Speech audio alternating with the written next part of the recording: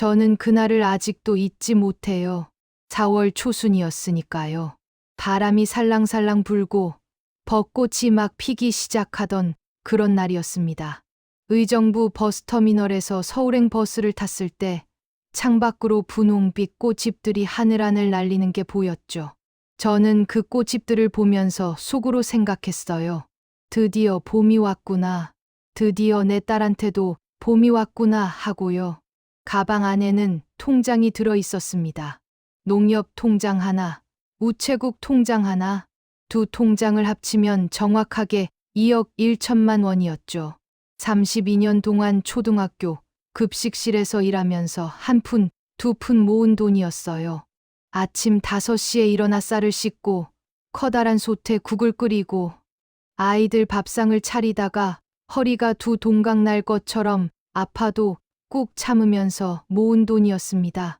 남편 이기태가 첫 번째 사업을 말아먹었을 때도 두 번째 사업마저 빚더미로 끝났을 때도 저는 이 통장만큼은 절대로 손대지 않았어요. 어금니를 꽉 물고 손이 퉁퉁 붓도록 솥을 닦으면서도 이 돈만큼은 지켜냈거든요. 이 돈의 이름은 딱 하나였습니다. 소영이 집. 외동딸 이소영이 결혼하고 나서 줄곧 월세를 전전했거든요. 도봉구 쌍문동 반지하에서 시작해서 노원구 월계동 옥탑방으로 다시 중랑구 면목동 빌라 2층으로 어린 손녀 정아은이가 태어나고 나서도 형편은 크게 나아지지 않았어요. 사위 정우혁이 중소기업 영업직으로 다니는데 월급이 그리 넉넉한 편이 아니었거든요. 소영이는 저한테 한 번도 돈 달라는 말을 한 적이 없었어요. 그 아이가 얼마나 속이 깊은지 엄마한테 손 한 번 벌리지 않고 꿋꿋이 살더라고요. 그런데 어쩌겠어요. 엄마 눈에는 다 보이는데 손녀 하은이가 5살 되던 해 겨울에 소영이한테서 전화가 왔었습니다. 별말은 아니었어요. 그냥 요즘 좀 힘들다. 딱 그 말 한마디였죠. 근데 저는 그 한마디에 가슴이 찢어지는 것 같았어요. 소영이가 힘들다는 말을 한 게 살면서 처음이었거든요. 저는 전화를 끊고 나서 한참을 울었습니다. 급식실 창고 구석에 들어가서 조용히 혼자서요. 그날부터 결심했어요. 내년 봄에 퇴직하면 이 돈으로 소영이한테 전세집을 마련해줘야겠다고요. 그리고 그 결심대로 저는 4월의 그 봄날 서울행 버스에 몸을 실었던 겁니다. 도봉구 창동에 있는 부동산 중개소 이름은 행복부동산이었어요. 참 거창한 이름이죠. 행복. 저도 그 이름을 보면서 뭔가 좋은 느낌이 든다고 생각했으니까요. 중개사 이름은 최봉길이라고 했습니다. 50대 중반쯤 되어 보이는 남자였는데 양복을 반듯하게 차려입고 눈웃음을 잘 치는 사람이었어요. 저를 보자마자 반갑게 손을 내밀면서 딱 맞는 집을 골라뒀다고 했습니다. 어머님이라는 말이 그렇게 정겹게 들릴 수가 없었어요. 집은 창동 신축 빌라 4층이었습니다. 방 3개에 화장실 2개, 남향이라 볕이 잘 들고 주변에 초등학교도 가깝다고 했어요. 하은이 학교 보내기 딱 좋겠다는 생각이 들었죠. 최봉길이 엘리베이터를 타고 올라가면서 설명을 척척 해줬는데 집주인 강인철이 사업차 지방에 내려가 있어서 오늘 대리인이 계약을 진행한다고 했어요. 저는 그 말을 듣고도 아무 의심을 하지 않았습니다. 사업하는 사람들은 바쁘니까 그럴 수도 있지 하고 넘겼죠. 집 문을 열었을 때 저는 속으로 탄성을 질렀어요. 햇살이 거실 가득 쏟아져 들어오고 있었거든요. 새 아파트 냄새가 아직 남아 있었고 마루가 반질반질하게 빛이 났어요. 창문 너머로 벚꽃나무가 보였는데 분홍빛 꽃송이들이 바람에 살랑이는 모습이 꼭 그림 같았습니다. 저는 그 자리에 서서 눈을 감았어요. 하은이가 이 거실에서 뛰어노는 모습이 눈앞에 선했거든요. 소영이가 저 주방에서 밥을 짓는 모습도요. 그 상상만으로도 눈물이 핑 돌았습니다. 계약서에 도장을 찍을 때 손이 떨렸어요. 기쁨 때문에 떨린 건지, 긴장 때문에 떨린 건지, 저도 몰랐어요. 2억 1천만 원이라는 숫자를 계약서에서 확인하는 순간 32년의 세월이 한꺼번에 지나가는 것 같았습니다. 새벽 5시에 급식실, 퉁퉁 부은 손, 허리를 펴지 못하고 절뚝거리며 걸어 다니던 그 수많은 날들이요. 그런데 그게 다 이 순간을 위한 거였구나 싶으니까 서럽다기보다는 오히려 뿌듯하더라고요. 도장을 찍고 나서 최봉길이 악수를 청하며 따님 가족이 정말 행복하게 살 거라고 말했습니다. 저는 그 말이 너무 고마워서 꾸벅 인사까지 했어요. 집으로 돌아오는 버스 안에서 저는 소영이한테 문자를 보냈습니다. 오늘 내 집 계약했다고, 다음 달에 이사 들어가면 된다고요. 우리 딸 축하한다고 썼어요. 짧게 썼지만 그 문자를 보내면서 또 눈물이 나더라고요. 소영이한테서 바로 답장이 왔어요. 진짜냐고, 엄마 고맙다고, 사랑한다고 했습니다. 저는 그 문자를 받아 들고 창밖을 바라봤어요. 버스가 도봉산 옆을 지나가고 있었는데 산 전체가 연두빛으로 물들어 있었어요. 봄이었습니다. 진짜 봄이었어요. 그날 밤, 저는 남편 이기태 옆에 누워서 오랜만에 편하게 잠이 들었습니다. 이렇게 마음이 가벼운 적이 얼마만인지 모르겠다고 생각하면서요. 그런데 저는 몰랐어요. 그 봄이 제 인생 마지막 봄이 될 줄은. 강인철이라는 이름이 제 인생에 이토록 깊은 상처를 남길 줄은. 그리고 그 계약서에 찍힌 제 도장이 32년의 세월을 한순간에 제로 만들어버릴 줄은 정말 몰랐습니다. 꿈에도 몰랐어요.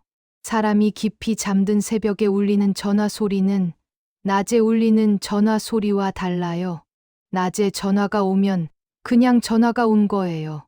근데 새벽에 전화가 오면 심장이 먼저 알아요. 뭔가 잘못됐다는 걸요. 눈을 뜨기도 전에, 말을 듣기도 전에 심장이 먼저 쿵 하고 내려앉는 거예요. 살면서 그런 전화를 몇 번 받아봤기 때문에 저는 알고 있었거든요. 새벽 전화는 좋은 소식을 가져오는 법이 없다는 걸요. 그날도 그랬습니다. 시계를 보니 새벽 2시 57분이었어요. 핸드폰 화면에 소영이 이름이 떠 있었습니다. 저는 화면을 보는 순간 손이 떨렸어요. 소영이가 이 시간에 전화를 한 적이 단 한 번도 없었거든요. 그 아이가 얼마나 저를 배려하는 아이인지. 밤 10시만 넘어도 문자로 먼저 주무세요. 인사를 보내는 아이였어요. 그런 소영이가 새벽 3시에 전화를 했다는 것 자체가 이미 뭔가 크게 잘못됐다는 신호였습니다. 전화를 받았어요. 소영이 목소리가 들려왔는데 크크크 느끼는 게 아니라 숨을 못 쉬는 것처럼 끊겨 나오는 울음이었어요. 엄마, 엄마 하고 저를 부르는데 그 목소리가 너무 처참해서 저는 벌떡 일어나 앉았습니다. 남편 이기태가 옆에서 눈을 비비며 무슨 일이냐고 물었지만 저는 손을 들어 잠깐만 하는 신호를 보냈어요. 천천히 말해봐라. 엄마 여기 있다고 달랬더니 소영이가 숨을 몇 번 들이켜더니 간신히 말을 시작했어요. 집주인한테 전화했더니 없는 번호라고 나온다고 했습니다. 집이 경매로 넘어간다는 등기가 왔다고요. 어떻게 해야 할지 모르겠다고 목소리가 완전히 무너져 있었어요. 저는 그 말을 듣는 순간 귀가 먹먹해졌어요. 경매, 등기, 없는 번호, 하나하나는 알아들을 수 있는 말인데 그게 한꺼번에 들어오니까 머릿속에서 말이 조각나는 것 같았어요. 계약한 지 2달밖에 안 됐는데 경매가 왜 넘어가고 집주인이 왜 연락이 안 되는 건지. 저는 혼자 중얼거리면서 손으로 이마를 짚었습니다. 소영이가 다시 울기 시작했어요. 무섭다고 했어요. 하은이는 자고 있는데 어떻게 해야 할지 모르겠다고. 정우혁은 화만 낸다고 했습니다. 엄마 하고 부르는 그 한마디가 비수처럼 꽂혔어요. 하은이는 자고 있다는 말. 6살짜리 손녀가 엄마 아빠가 무너지는 소리도 모르고 새근새근 자고 있다는 말. 그 장면이 눈앞에 그려지는데 저는 가슴이 무너지는 것 같았어요. 내일 아침 일찍 올게. 오늘 밤은 자려고 해봐라. 달랬더니 소영이가 잠이 와야 자지 하고 말했어요. 그 말에 저는 더 이상 아무 말도 못했어요. 전화를 끊고 나서 저는 한동안 그 자리에 굳어 있었습니다. 이기태가 무슨 일이냐고 물었어요. 저는 대답하지 못했어요. 입이 열리지 않았거든요. 그냥 핸드폰을 손에 쥔 채로 허공을 바라봤습니다. 방 안이 어두웠는데 어두운 게 다행이었어요. 얼굴을 보이고 싶지 않았거든요. 이기태가 다시 물었어요. 소영이 왜 그러냐고, 무슨 일 생겼냐고요.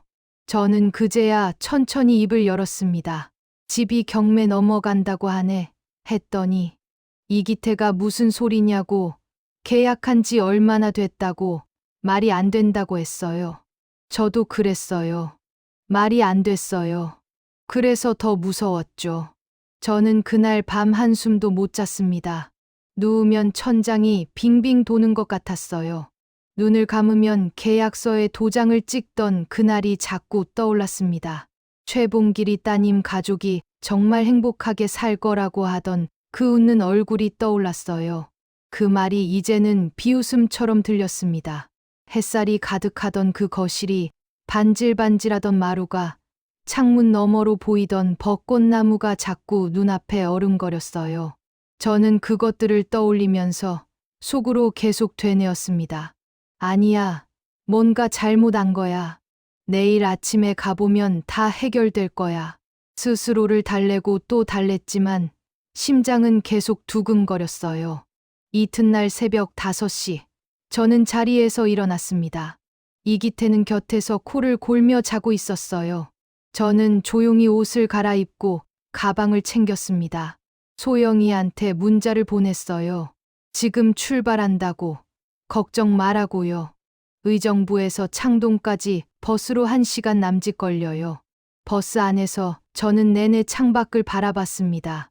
1달 전에 이 길을 지나갈 때는 벚꽃이 피어 있었는데 이제는 꽃이 다 지고 초록 잎만 남아 있었어요. 어쩜 이렇게 다르냐 싶었습니다. 풍경은 그대로인데 저한테는 완전히 다른 길처럼 느껴지더라고요. 소영이 집에 도착하니 소영이가 현관에서 기다리고 있었어요. 한눈에 봐도 밤새 울었다는 걸 알 수 있었습니다. 눈이 퉁퉁 부어 있었고 얼굴이 창백했어요.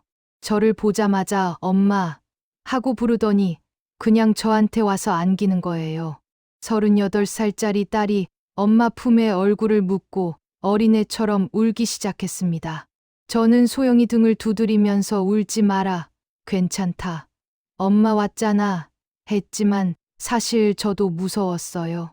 거실 탁자에 등기 우편물이 펼쳐져 있었습니다. 저는 소영이를 달래고 나서 그 서류를 들고 읽어봤어요. 법원에서 온 문서였는데 경매 개시 결정이라는 말이 적혀 있었어요. 저는 법적으로는 아무것도 모르는 사람이에요. 그냥 급식 만들고 살았던 사람이거든요. 근데 그 문서가 무슨 뜻인지는 알 것 같았어요. 이 집이 이제 우리 것이 아닐 수도 있다는 거잖아요. 손이 떨렸습니다. 서류를 쥔 손이 눈에 보일 만큼 떨렸어요. 강인철한테 다시 전화를 해봤습니다. 소영이 말대로 없는 번호였어요. 3번, 4번, 5번을 눌러봤는데 전부 똑같았어요. 없는 번호입니다. 없는 번호입니다. 그 기계 목소리가 울릴 때마다 가슴이 한 번씩 내려앉았습니다. 최봉길한테 전화를 했어요. 신호가 가다가 연결이 됐어요. 저는 숨을 한 번 고르고 차분하게 상황을 설명했습니다. 집이 경매 넘어간다는 서류가 왔다고. 이게 어떻게 된 일이냐고요. 잠깐 침묵이 흘렀어요. 그러다 최봉길이 지금 파악 중이니 걱정 말고 알아보고 연락드리겠다고 했습니다. 저는 그 말을 듣는 순간 뭔가 이상하다는 걸 직감했어요. 목소리가 너무 차분했거든요. 뭔가 잘못됐을 때 사람 목소리는 같이 당황해야 하는데 최봉길 목소리에는 당황함이 없었습니다. 너무 익숙한 사람 목소리 같았어요. 이 상황에 너무 익숙한 소영이가 저 옆에서 작게 물었습니다. 어떻게 됐냐고요? 저는 핸드폰을 내려다보면서 알아볼게. 걱정 마라 했어요. 근데 그 말을 하면서 저는 속으로 울고 있었어요. 무엇을 어떻게 알아봐야 하는지, 어디서부터 시작해야 하는지 아무것도 몰랐거든요. 평생 소뚜껑만 들어 올렸지. 법원 문턱은 한 번도 밟아본 적 없는 사람이었으니까요. 그래도 엄마는 엄마여야 했습니다. 딸 앞에서 무너질 수는 없었어요. 저는 이를 꽉 물었습니다. 경찰서 문을 처음 밀고 들어갔을 때 저는 솔직히 좀 안심이 됐어요. 이제 됐다 싶었거든요. 경찰한테 말하면 다 해결되겠지. 나라에서 만들어 놓은 곳이잖아요. 억울한 사람 도와주라고 있는 곳이잖아요. 저는 그렇게 믿었습니다. 평생 법 한 번 어긴 적 없이 살아온 사람이라서 경찰이라는 말 자체가 저한테는 든든한 울타리였거든요. 창동 파출소에 들어가서 접수 창구 앞에 앉았습니다. 소영이도 옆에 앉았어요. 준비해 온 서류를 탁자 위에 올려놓으면서 전세 사기를 당한 것 같다고, 집주인이 잠적하고 집이 경매로 넘어간다는 서류가 왔다고 2억 1천만 원이라고 설명했습니다. 순경이 서류를 훑어봤어요. 그러더니 고개를 들고 이건 민사 사건이라 직접 처리하기가 어렵다고 했습니다. 사기죄로 고소를 하려면 따로 고소장을 작성해야 하고 수사까지 시간이 꽤 걸릴 수 있다고 했어요. 저는 그 말을 듣고 잠깐 멍했어요.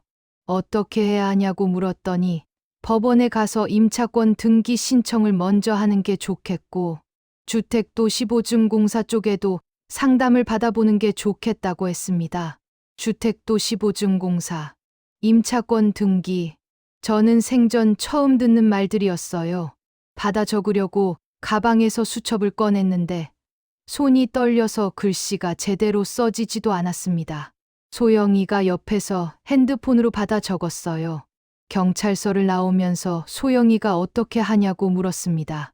저는 대답 대신 법원 가보자고 했어요. 서울 북부지방법원은 버스로 2정거장이었습니다. 법원 건물 앞에 서니까 다리가 살짝 후들거렸어요. 이렇게 큰 건물은 저한테는 낯선 세계거든요. 평생 학교 급식실이랑 시장이랑 집만 오가던 사람한테 법원이라는 곳은 그냥 뉴스에서나 보던 곳이었으니까요. 민원실에 들어가서 번호표를 뽑고 기다렸습니다. 한참 기다리다가 순서가 됐는데 담당 직원이 서류를 보더니 임차권 등기 명령 신청을 해야 한다고 했어요. 신청서 양식을 내밀었는데 거기 적힌 말들이 하나같이 낯설었습니다. 신청 취지, 신청 원인, 등기 원인, 첨부 서류 목록. 저는 그걸 들여다보다가 결국 어떻게 쓰는 건지 좀 가르쳐 달라고 물었어요. 직원이 한숨을 살짝 내쉬었어요. 아주 크게 쉰 건 아닌데 저는 느꼈습니다. 그 짧은 한숨을요. 직원이 자세히 안내해 드리기가 어렵다면서 법률구조공단 쪽에 가면 무료로 도움받을 수 있다고 했습니다. 또 다른 곳, 또 다른 이름. 저는 그 순간 처음으로 눈물이 날 것 같았어요. 꾹 참았습니다. 소영이 앞에서 울면 안 됐거든요. 법률구조공단은 지하철을 타고 가야 했어요. 소영이랑 지하철을 타고 가면서 저는 아무 말도 하지 않았어요. 소영이도 아무 말 하지 않았습니다. 지하철 안이 사람들로 붐볐는데 그 사람들 다 제각각 살아가는 모습을 보면서 저는 이상한 기분이 들었어요. 세상은 멀쩡히 돌아가고 있는데 왜 저만 이러고 있는 걸까 싶었거든요. 법률구조공단에 도착하니 대기자가 많았습니다. 2시간 가까이 기다렸어요. 딱딱한 플라스틱 의자에 앉아서 2시간을 기다리는데 허리가 끊어질 것 같았어요. 32년 동안 급식실에서 혹사시킨 허리가 요즘 들어 자꾸 말을 안 들었거든요. 그래도 꼼짝 않고 앉아 있었습니다. 드디어 상담사를 만났어요. 30대로 보이는 여자 상담사였는데 친절하긴 했어요. 서류를 꼼꼼히 들여다보더니 설명을 해줬습니다. 집주인 강인철이 근저당을 여러 군데 설정해 놓은 상태라고 했어요. 보증금보다 선순위 채권이 훨씬 많아서 경매가 진행되면 보증금을 돌려받기가 쉽지 않다고 했습니다. 쉽지 않다는 게 못 받는다는 말이냐고 물었더니 상담사가 잠깐 말을 골랐어요. 그러더니 솔직하게 말해줬습니다. 전액 회수는 현실적으로 어렵고 일부라도 건지려면 빠르게 움직여야 한다고요. 2억 1천만 원. 전액 회수가 어렵다. 저는 그 말을 들으면서 가슴 한가운데가 쑥 꺼지는 느낌을 받았어요. 32년이 한꺼번에 구멍 뚫리는 것 같은 느낌이요. 저는 아무 말도 못하고 그냥 앉아 있었습니다. 상담사가 이것저것 더 설명해 줬는데 솔직히 귀에 잘 들어오지 않았어요. 머릿속이 하얘졌거든요. 상담이 끝나고 나오면서 소영이가 울기 시작했어요. 조용히 울었어요. 사람들 많은 복도에서 고개를 숙이고 소리 없이 눈물을 흘렸습니다. 저는 소영이 손을 꼭 잡았어요. 꼭 잡고 괜찮다. 방법 찾자 했는데 제 손도 떨리고 있었어요. 그날 하루 동안 경찰서, 법원, 법률구조공단을 다 돌았는데 결국 제 손에 남은 건 종이 몇 장과 낯선 기관 이름들 뿐이었습니다. 아무도 저를 실질적으로 도와주지 않았어요. 다들 친절하긴 했는데 친절함이랑 도움은 다른 거더라고요. 저한테는 친절이 아니라 해결이 필요했는데 어디를 가도 해결은 없었어요. 저녁 늦게 의정부로 돌아오는 버스를 탔을 때 저는 완전히 탈진해 있었습니다. 몸도 힘들었지만 마음이 더 힘들었어요. 허리가 끊어질 것 같았고 다리가 천근만근이었고 머릿속은 아직도 뒤죽박죽이었죠. 버스 창문에 이마를 기댔어요. 차갑고 딱딱한 유리창이었는데 그 차가움이 오히려 위로가 됐어요. 집에 들어오니 이기태가 깨어 기다리고 있었습니다. 어떻게 됐냐고 물었어요. 저는 신발도 제대로 못 벗고 현관에 주저앉았어요. 그냥 힘이 쭉 빠져버렸거든요. 이기태가 다가와서 제 옆에 쪼그리고 앉았습니다. 어떻게 됐냐고, 해결됐냐고 물었어요. 저는 고개를 저었어요. 이기태가 한동안 말이 없더니 그럼 어떻게 해야 하냐고 물었어요. 저는 그 말을 듣는 순간 욱하고 치밀어 오르는 게 있었어요. 저도 모르죠.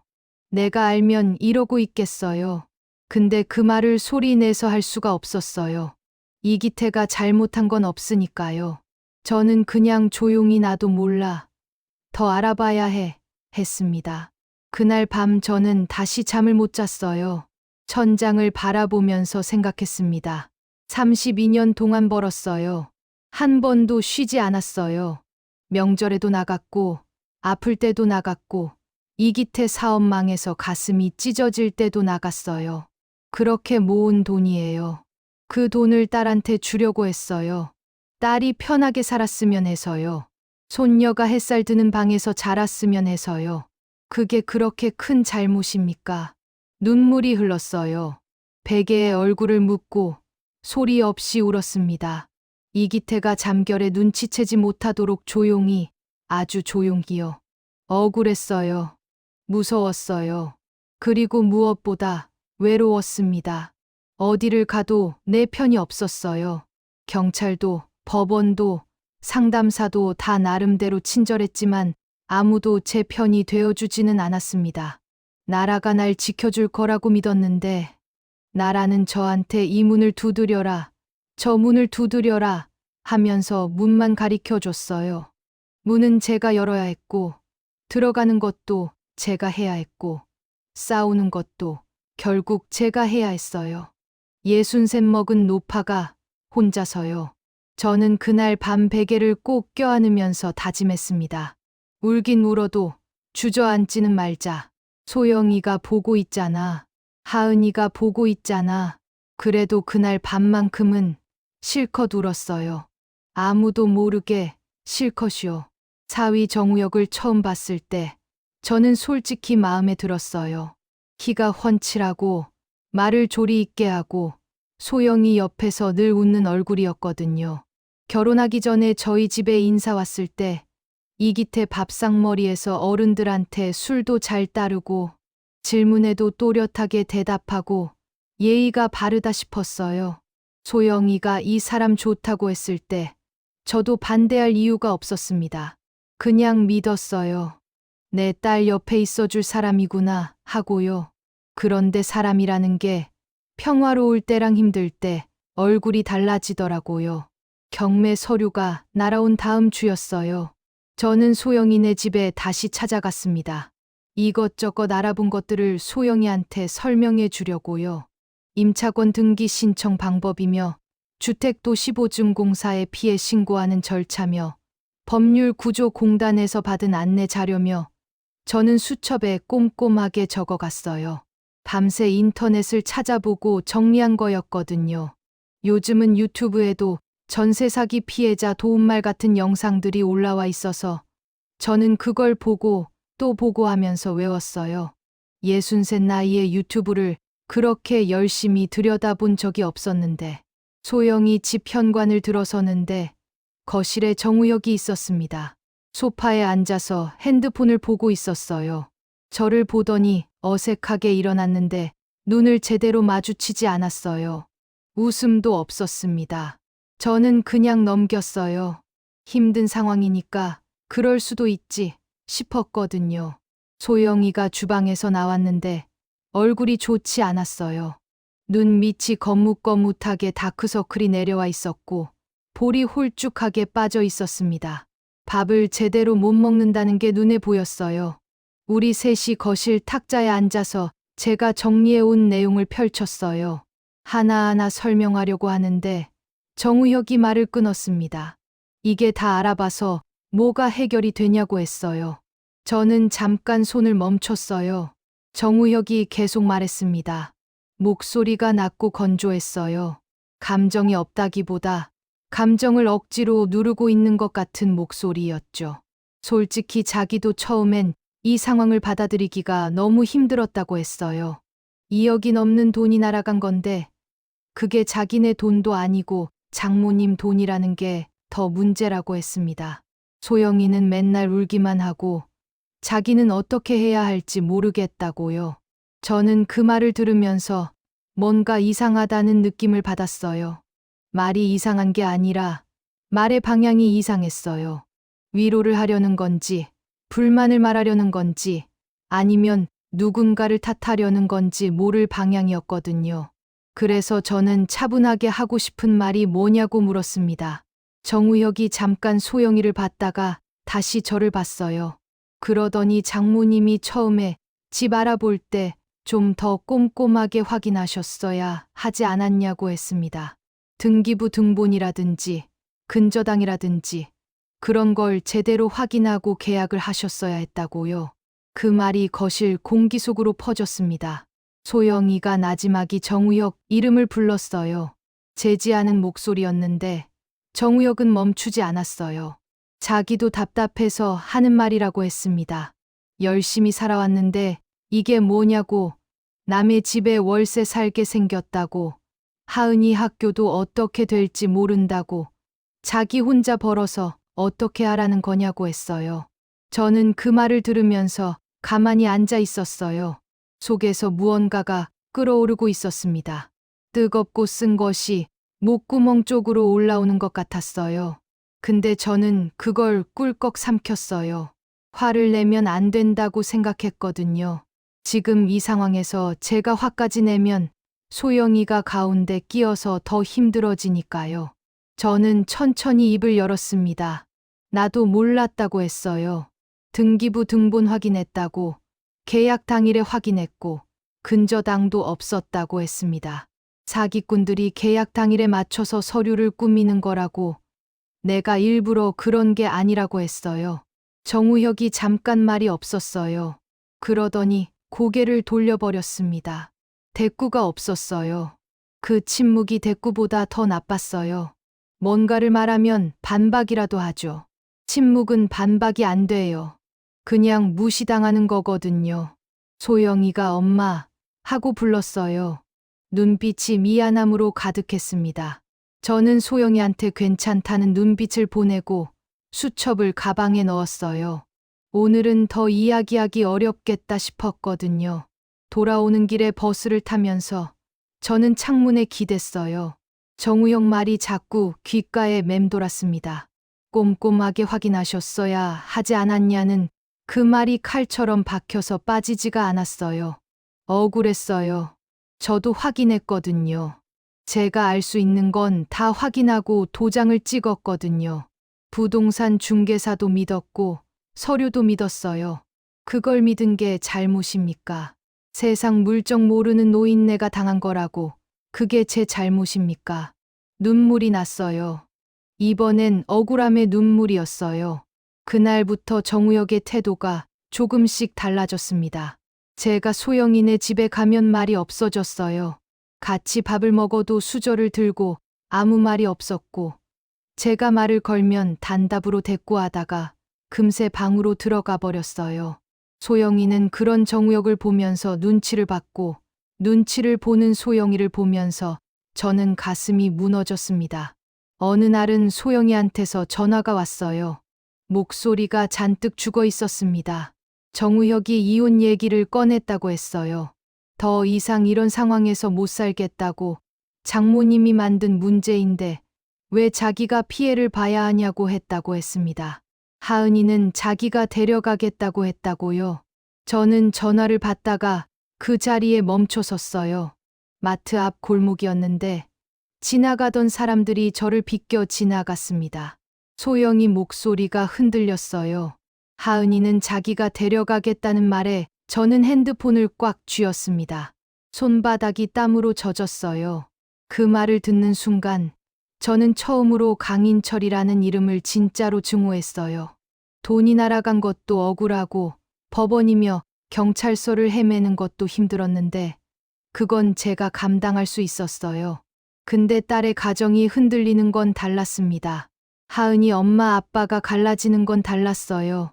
그건 제가 혼자 감당할 수 있는 게 아니었거든요. 어떻게든 할게. 이혼은 안 된다고 했더니 소영이가 정우혁이 워낙 단단히 마음먹은 것 같다고 했어요. 저는 소영이 이름을 한 번 더 불렀습니다. 그리고 말했어요. 엄마가 잘못했다고, 엄마가 더 잘 알아봤어야 했는데 그러지 못했다고 했습니다. 그래도 그게 내 결혼이 끝나야 하는 이유는 아니잖냐고, 하은이한테도 아니잖냐고 했어요. 소영이가 전화기 너머에서 울었어요. 저도 울었습니다. 그날 저녁, 저는 이기태한테 이 말을 하지 않았어요. 이기태가 알면 심장이 버티지 못할 것 같았거든요. 이 사람도 요즘 밥을 잘 못 먹고 잠을 잘 못 자고 있었으니까요. 혼자 안고 가야 할 것들이 자꾸 늘어났습니다. 경찰서도, 법원도, 상담사도, 그리고 이제는 사위까지. 저는 그날 밤 부엌에 혼자 앉아서 찬물을 한 잔 마셨어요. 차갑고 조용한 부엌에 혼자 앉아서 아무 말 없이 찬물만 마셨습니다. 그래도 무너지면 안 됐어요. 아직 싸움이 시작도 안 됐으니까요. 이기태라는 사람을 한마디로 설명하자면 크게 잘난 것도 없지만 크게 나쁜 것도 없는 사람이에요. 젊었을 때는 사업한다고 날뛰다가 2번이나 망했고 그 뒤치다꺼리를 제가 다 했지만 그래도 저는 그 사람을 원망한 적이 없었어요. 원망할 힘도 없었고 사실 원망한다고 달라지는 것도 없었으니까요. 이기태도 나름대로는 열심히 살았어요. 2번째 사업이 망하고 나서는 공사판 일용직으로 나가면서도 불평 한마디 안 했거든요. 60이 넘어서도 허리 굽히고 땀 흘리는 사람이었어요. 그게 밉지가 않았습니다. 근데 이번 일이 터지고 나서부터 이기태가 달라졌어요. 말수가 줄었습니다. 밥상 앞에 앉아도 수저를 들다 말고 멍하니 있는 날이 많았어요. 잠을 못 자는지 새벽에 일어나서 거실에 불도 안 켜고 앉아 있는 걸 제가 몇 번 봤어요. 왜 안 자냐고 물으면 그냥 깼다고만 하고 방으로 들어가 버렸습니다. 밥도 조금씩 먹더니 나중에는 반 공기도 안 먹었어요. 얼굴이 눈에 띄게 야위어 갔고요. 저는 걱정이 됐어요. 근데 솔직히 그때는 제가 너무 다른 걱정들에 치여 있었거든요. 법원 서류, 소영이 걱정, 정우혁 걱정. 하루가 멀다 하고 어딘가를 뛰어다니고 있었으니까요. 이기태를 챙기고 싶어도 챙길 여유가 없었습니다. 지금 생각하면 그게 제일 후회스러워요. 남편 하나 제대로 못 챙겼다는 게요. 그날은 유독 더웠어요. 5월 중순이었는데 갑자기 여름이 들이닥친 것처럼 한낮에 기온이 훅 올라간 날이었습니다. 저는 오전에 법률 구조 공단의 서류를 제출하고 돌아왔어요. 버스에서 내리니 등이 흠뻑 젖어 있었고 다리가 천근만근이었죠.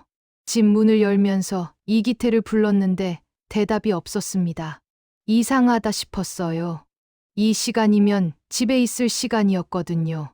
요즘은 일용직도 못 나가고 집에만 있었으니까요.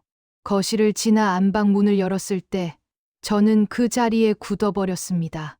이기태가 바닥에 쓰러져 있었어요. 침대 옆에 반쯤 몸을 일으키다 쓰러진 것처럼 어정쩡한 자세로 누워 있었습니다. 얼굴이 일그러져 있었고 오른쪽 손이 이상하게 구부러져 있었어요.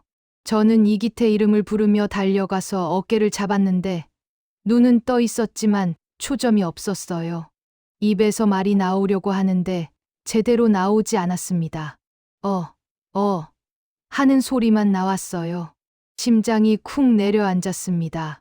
저는 바로 핸드폰을 들었어요. 손이 너무 떨려서 번호를 누르는데 시간이 걸렸어요. 119 겨우 눌렀습니다. 전화가 연결되고 나서 저는 목소리가 제대로 안 나왔어요. 숨이 막히는 것 같았거든요. 겨우겨우 주소를 말하고 남편이 쓰러졌다고 했습니다. 구급차가 올 때까지 저는 이기태 손을 잡고 앉아 있었어요. 괜찮다고 곧 차 올 거라고 계속 말했습니다. 이기태가 저를 보는데 그 눈빛이 너무 무섭고 처량해서 저는 눈물을 꾹 참으면서 계속 말했어요. 괜찮다, 괜찮다고요. 사실 하나도 괜찮지 않았는데요. 응급실에서 검사를 하고 나서 의사가 뇌경색이라고 했습니다. 다행히 빠르게 발견해서 골든타임 안에 치료를 시작했다고, 생명에는 지장이 없다고 했어요. 그 말을 듣는 순간 다리에서 힘이 쭉 빠져서 저는 복도 의자에 그냥 주저앉아 버렸습니다. 다행이다, 살았다. 안도하는 마음이 먼저였는데 안도하고 나니까 그제야 무서웠어요. 조금만 늦었으면 어떻게 됐을까 하는 생각이 드니까요. 중환자실에 있는 이기태를 유리창 너머로 봤어요. 코에 줄이 꽂혀 있고 팔에 링거가 달려 있었습니다. 그 모습을 보면서 저는 가슴이 너무 아팠어요. 저 사람이 왜 저렇게 됐는지 저는 알거든요. 전세 사기 소식 듣고 나서부터 밥도 못 먹고 잠도 못 자고 속으로 사귀고 사귀다가 결국 몸이 무너진 거잖아요. 돈 때문에 사람이 저렇게 됐잖아요. 강인철 때문에 저렇게 됐잖아요. 소영이한테 전화를 했어요. 소영이가 울면서 달려왔습니다.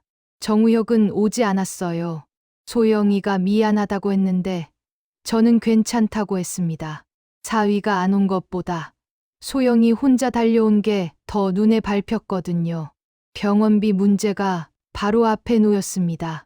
중환자실 하루 비용이 얼마인지, 뇌경색 치료에 얼마가 드는지 저는 그날 처음 알았어요. 입원 수속을 밟으면서 직원이 선납금을 말했는데 저는 그 금액을 듣고 잠깐 말문이 막혔어요. 통장에 남은 돈이 많지 않았거든요. 2억 1천만 원을 전세 보증금으로 다 넣었으니까요. 생활비로 써온 돈이 조금 남아 있었지만 그게 입원비에 얼마나 버틸 수 있을지 자신이 없었습니다. 그날 밤 저는 병원 복도 의자에 앉아서 통장 잔액을 확인했어요. 숫자를 보는데 눈앞이 아득해졌습니다. 돈이 없었어요. 정말로 없었어요. 병원비 내고 나면 생활비도 빠듯한 상황이었거든요. 저는 핸드폰을 무릎 위에 내려놓고 한동안 멍하니 앉아 있었습니다. 병원 복도는 야간이라 조용했고 멀리서 의료 장비 소리가 희미하게 들렸어요. 형광등 불빛이 하얗게 내려쬐고 있었는데 그 빛이 차갑게 느껴졌어요. 돈도 없고 딸 가정도 흔들리고 남편은 중환자실에 있고 저는 그 순간 처음으로 이런 생각을 했어요. 내가 너무 많이 진 건 아닐까? 63이 감당하기에 너무 무거운 짐이 아닐까? 근데 그 생각이 들자마자 바로 다음 생각이 따라왔어요. 내가 지면 소영이는 어떻게 해? 하은이는 어떻게 해? 저는 의자에서 일어났습니다. 허리가 끊어질 것 같았지만 일어났어요. 자판기에서 따뜻한 커피를 한 캔 뽑아서 양손으로 꼭 쥐었어요. 뜨거운 열기가 손바닥으로 전해졌습니다. 저는 그 온기를 느끼면서 눈을 감았어요. 괜찮아. 방법이 있어. 방법을 찾으면 돼. 스스로한테 말했습니다. 아무도 안 들어도 말했어요. 들으라고 하는 말이 아니라 제 심장한테 하는 말이었거든요. 쓰러지지 마라. 지금 쓰러지면 안 된다. 이기태는 일주일 만에 중환자실에서 일반 병실로 옮겨졌어요. 다행히 회복이 빠른 편이라고 의사가 말해줬습니다. 그런데 오른쪽 손발이 약간 불편하다고 했어요. 재활 치료를 꾸준히 받으면 좋아질 수 있다고 했는데 재활 치료는 또 돈이 드는 거잖아요. 병실에 들어가서 이기태 얼굴을 봤을 때 저는 웃으려고 했어요. 다행이다. 밝게 말하려고 했거든요. 근데 이기태가 저를 보자마자 눈이 빨개지는 거예요. 그러더니 손이 불편한 채로 제 손을 잡으면서 미안하다고 했습니다. 미안해. 그 두 글자에 저는 눈물이 터져버렸어요. 참으려고 했는데 이기태가 미안하다고 하니까 못 참겠더라고요. 이 사람이 뭘 미안해해요. 아픈 게 이 사람 잘못입니까? 이 모든 게 이 사람 잘못입니까? 저는 손등으로 눈물을 닦으면서 미안하긴 뭐가 미안하냐고 얼른 나아야지 했어요. 이기태가 낮게 말했습니다. 자기가 더 잘났으면 당신 이 고생 안 해도 됐는데 하더라고요. 저는 그 말을 듣고 더 울었어요. 소리 내서 울지는 않았어요.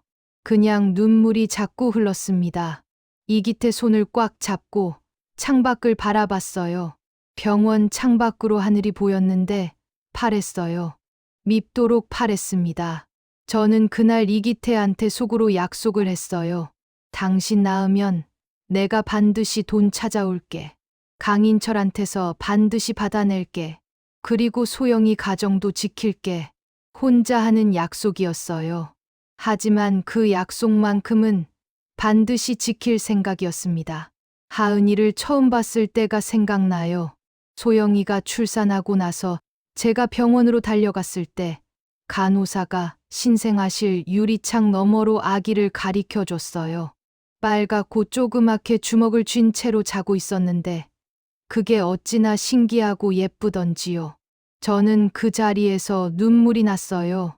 소영이를 낳을 때도 이런 기분이었는데 손녀를 보는 기분은 또 달랐습니다. 한 겹 더 부드럽고 한 겹 더 아련한 기분이었어요. 이 작은 것이 세상에 나왔구나. 내 딸이 낳은 내 피부치가 이렇게 나왔구나. 하은이는 자라면서 저를 많이 따랐어요.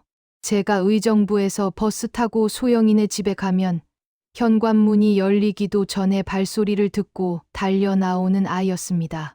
할머니, 할머니 하면서 팔을 벌리고 뛰어오는 하은이를 안아 올리면 저는 그 아이 무게가 그렇게 좋을 수가 없었어요. 점점 무거워지는 그 무게가 아이가 크고 있다는 증거니까요. 5살 때는 제가 갈 때마다 그림을 그려서 줬어요. 색연필로 삐뚤빼뚤하게 그린 그림인데 항상 제목을 써줬습니다. 할머니 사랑해요. 라고요. 글씨가 거꾸로 쓰인 것도 있고 받침이 빠진 것도 있었지만 저는 그 그림들을 다 모아뒀어요. 서랍 안에 차곡차곡 넣어뒀거든요. 그런 하은이가 6살이 됐어요. 이 모든 일이 터진 그 해에 6살이 됐습니다. 이기태가 병원에서 일반 병실로 옮긴 지 사흘이 지났을 때였어요. 소영이가 하은이를 데리고 병원에 면회를 왔습니다. 저는 병원 로비에서 소영이를 기다리다가 하은이를 먼저 봤어요. 소영이 손을 잡고 걸어오는 하은이가 평소보다 조용해 보였습니다. 늘 달려오던 아이가 그날은 걷고 있었어요. 그것부터 달랐어요. 하은이가 할머니 하고 불렀어요. 저는 쪼그려 앉아서 하은이를 안았습니다. 하은이가 제 목에 팔을 두르고 가만히 있었어요. 평소에는 막 꼬물거리고 볼에 뽀뽀를 해대고 난리였는데 그날은 그냥 가만히 안겨만 있었습니다. 그 아이 등을 토닥이면서 저는 뭔가 짠한 것이 올라왔어요. 병실에 올라가서 이기태 할아버지를 봤을 때 하은이 눈이 동그래졌습니다. 코에 줄이 꽂혀 있고 팔에 링거가 달린 할아버지 모습이 낯설었겠죠. 하은이가 소영이 뒤에 살짝 숨었어요. 이기태가 하은이를 불렀는데 목소리가 예전보다 힘이 없었거든요. 하은이가 천천히 다가가서 이기태 손을 잡았어요. 아무 말 없이 그냥 잡았습니다. 그 모습에 저는 눈을 돌렸어요. 똑바로 보면 눈물이 날 것 같았거든요. 면회를 마치고 병원 복도로 나왔을 때였어요. 소영이가 잠깐 이기태 병실로 다시 들어가면서 하은이를 저한테 맡겼습니다. 저는 하은이 손을 잡고 복도 창가 쪽 의자에 앉았어요. 하은이가 창밖을 바라봤습니다. 병원 창밖으로 주차장이 보이고 그 너머로 아파트 단지가 보였어요. 평범한 풍경이었는데 하은이는 그걸 한참 바라봤습니다. 그러다가 하은이가 저를 올려다봤어요. 할머니 하고 불렀습니다. 응, 하은아 했더니 하은이가 잠깐 입술을 달싹이다가 말했어요. 우리 이제 어디 살아? 저는 그 순간 심장이 멎는 것 같았어요. 6살짜리 아이 입에서 나온 말이었습니다. 우리 이제 어디 살아? 그 말이 얼마나 단순하고 얼마나 무거운지 저는 그걸 느끼면서 잠깐 아무 말도 못했어요. 하은이는 알고 있었던 거예요. 엄마 아빠가 싸우는 소리를 들었겠죠. 밤마다 엄마가 우는 소리를 들었겠죠. 집이 어떻게 될지 모른다는 말을 어디선가 들었겠죠.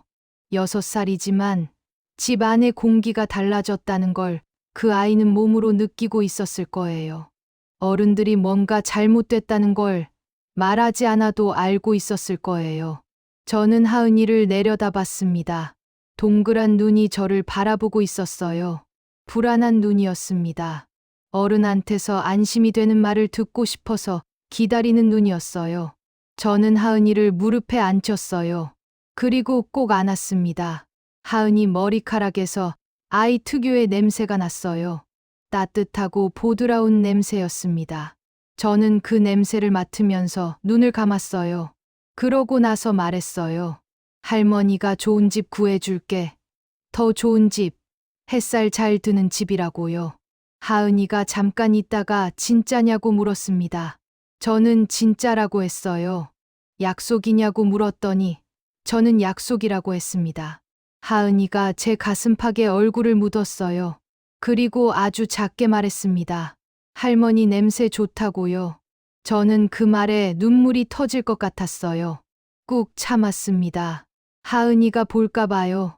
그날 집으로 돌아오면서 저는 계속 그 말이 맴돌았어요. 우리 이제 어디 살아? 그 물음이 머릿속에서 지워지지 않았습니다. 버스를 타고 정류장에서 내리고 골목길을 걸으면서도 그 말이 따라왔어요. 6살 아이가 어른한테 그런 질문을 하면 안 되잖아요. 어디 사는지 걱정하면 안 되잖아요. 그 나이에는 뛰어놀고 맛있는 거 먹고 할머니 할아버지한테 응석이나 부려야 하잖아요. 근데 하은이는 그걸 못하고 있었습니다. 저 때문에요. 할머니가 도장을 잘못 찍어서요. 저는 골목 한가운데 서서 잠깐 하늘을 올려다봤어요. 저녁 하늘이 붉게 물들어 있었습니다. 노을이 예쁜 날이었는데 저한테는 그냥 붉게만 보였어요. 뜨겁게요. 집에 들어와서 저는 방에 혼자 앉았습니다. 서랍을 열었어요. 하은이가 그려준 그림들이 있었거든요. 삐뚤빼뚤한 그림들. 할머니 사랑해요. 라고 쓴 그림들. 저는 그 그림들을 하나하나 꺼내서 들여다봤어요. 색연필 자국이 삐뚤어진 것도 예뻤고, 글씨 받침이 틀린 것도 예뻤고, 사람 얼굴을 그렸는데 눈이 하나인 것도 예뻤어요. 이 아이한테 미안했습니다. 아직 세상이 뭔지도 모르는 아이한테 할머니가 너무 무거운 짐을 지워버렸어요. 저는 그림들을 다시 서랍에 넣으면서 결심했어요. 이제부터는 당하고만 있으면 안 되겠다는 걸요. 경찰서 갔다가 법원 갔다가 상담소 갔다가 시키는 대로만 따라다니면 아무것도 안 된다는 걸요. 뭔가를 제가 직접 만들어야 한다는 걸요. 강인철한테 당한 사람이 저 혼자는 아닐 거예요. 그 사람이 수십 채를 돌려막기 했다는 말을 들었을 때 저는 그게 얼마나 많은 사람들의 이야기인지 생각했습니다. 저 같은 사람이 또 있을 거예요. 평생 모은 돈을 가져다 바치고 경찰서 갔다가 법원 갔다가 어디 갔다가 그러다가 지쳐서 주저앉은 사람이 저 말고도 있을 거예요. 그 사람들을 찾아야겠다 싶었어요. 혼자서는 작지만 여럿이면 다를 수도 있으니까요. 그날 밤 저는 핸드폰을 들고 전세 사기 피해자 모임을 검색했습니다. 63 나이에 인터넷 검색이 능숙하지는 않았어요. 글씨가 작아서 눈도 침침하고 버튼을 잘못 눌러서 화면이 엉뚱한 곳으로 가기도 했습니다. 그래도 포기하지 않고 찾았어요. 하은이 그림 생각을 하면서요. 할머니 사랑해요. 그 삐뚤빼뚤한 글씨를 생각하면서요. 화면 속에서 드디어 카페 하나가 눈에 들어왔습니다. 전세 사기 피해자 모임. 회원이 꽤 됐어요. 최근 게시글도 많았고요. 저는 가입 버튼을 눌렀습니다. 손이 떨렸어요. 이번엔 두려움 때문이 아니었어요. 뭔가를 시작하는 떨림이었습니다. 피해자 모임 첫 번째 오프라인 모임 날짜가 잡혔을 때 저는 솔직히 망설였어요. 낯선 사람들 앞에 나가서 제 이야기를 한다는 게 쉬운 일이 아니거든요. 저는 원래 남 앞에 잘 나서는 성격이 아니에요. 급식실에서 32년을 일했는데 저는 늘 뒤에서 밥을 짓는 사람이었지 앞에 나서는 사람이 아니었거든요. 학교 행사에서도 저는 조용히 밥상을 차리는 쪽이었고 회식 자리에서도 끝자리에 앉아서 조용히 먹는 쪽이었어요. 그런 제가 모르는 사람들 앞에 가서 제 돈 날린 이야기를 한다는 게 창피하기도 하고 무섭기도 했습니다. 근데 하은이 얼굴이 떠올랐어요. 우리 이제 어디 살아? 그 말 한마디가 저를 일으켜 세웠습니다. 모임 장소는 노원구 주민센터 회의실이었어요. 버스를 2번 갈아타고 가야 했습니다. 가는 길에 저는 가방을 꼭 쥐었어요. 가방 안에는 계약서, 사본이랑 등기부, 등본이랑 법원 서류들을 넣어뒀거든요. 누가 보여달라고 할 것 같아서요. 아니면 제가 뭔가를 증명해야 할 것 같아서요. 사기 피해자라는 걸, 제가 진짜로 억울한 사람이라는 걸요. 주민센터 안으로 들어가서 회의실 문을 열었을 때 저는 잠깐 문 앞에 서 있었습니다. 사람들이 이미 열어둬 있었어요. 둥근 탁자 주변으로 의자들이 놓여 있었고 15명 남짓 되는 사람들이 앉아 있었습니다. 나이대가 다양했어요. 30대로 보이는 젊은 부부도 있었고 40대 중년 남자도 있었고 저처럼 60 넘어 보이는 어르신들도 있었어요. 공통점은 하나였습니다. 다들 얼굴에 피로가 배어 있었어요. 잠을 못 잤거나 밥을 못 먹었거나 오래 울었거나 그런 얼굴들이었어요.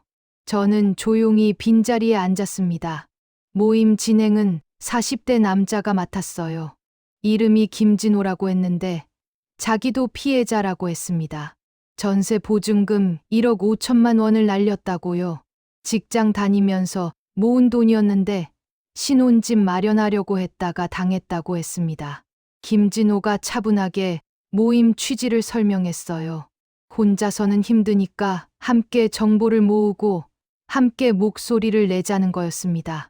그러다가 한 사람씩 자기 이야기를 하는 시간이 됐어요. 30대 부부가 먼저 이야기했습니다. 아이 둘 키우면서 맞벌이로 모은 2억을 날렸다고 했어요. 남편이 말하다가 목이 메었는데 옆에서 아내가 손을 꼭 잡아줬습니다. 그 모습을 보는데 저도 가슴이 먹먹했어요. 40대 여자는 혼자였어요. 이혼하고 나서 위자료랑 모아온 돈으로 작은 전셋집 마련했다가 당했다고 했습니다. 목소리가 건조했어요. 이미 울 만큼 울어서 눈물도 안 나온다는 사람 목소리였습니다. 그렇게 한 사람 이야기를 들으면서 저는 뭔가 이상한 걸 느꼈어요. 위로가 됐습니다. 이상하죠? 슬픈 이야기를 들으면서 위로가 된다는 게요. 근데 정말로 그랬어요. 나만 당한 게 아니구나. 이게 나만의 실수가 아니구나. 다들 나름대로 확인하고, 나름대로 믿고, 나름대로 열심히 살다가 당한 거구나. 그게 느껴지니까 저 혼자 어두운 방에 갇혀 있는 것 같던 기분이 조금 풀렸어요. 제 차례가 됐을 때 저는 천천히 입을 열었습니다. 윤말순이라고 63이라고 했어요. 초등학교 급식 조리사로 32년 일하고 퇴직했다고. 퇴직금이랑 모아온 돈 합쳐서 2억 1천만 원으로 딸 가족 전세집 마련해줬다가 당했다고 했습니다. 집주인 강인철한테요. 강인철이라는 이름을 꺼내는 순간 회의실 안에서 웅성거림이 일었습니다. 옆에 앉아있던 할머니가 저를 똑바로 봤어요. 일은 가까이 돼 보이는 작은 체구의 할머니였는데 눈빛이 날카로웠습니다. 자기도 강인철한테 당했다고 했어요. 저는 그 말을 듣고 숨이 멎는 것 같았습니다. 같은 사람한테 당했냐고 물었더니 집도 창동이라고 했어요. 저는 그 할머니를 한동안 바라봤어요. 그 할머니도 저를 바라봤습니다. 말이 필요 없었어요. 눈빛만으로도 알 수 있었습니다. 우리는 같은 사람한테 같은 방식으로 당한 거였어요. 그 할머니 이름이 오칠순이었습니다. 경기도 구리에서 혼자 사는 분이었어요.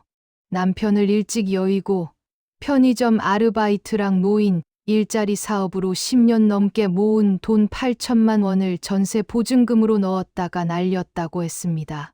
자식들한테는 말도 못하고 혼자 끙끙 앓고 있었다고요.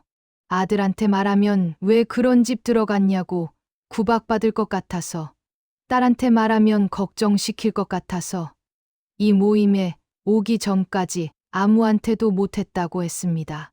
그 말이 너무 외롭게 들렸어요.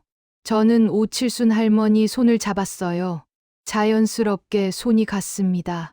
오칠순 할머니가 깜짝 놀라는 것 같았는데 잠깐 있다가 제 손을 꼭 잡았어요.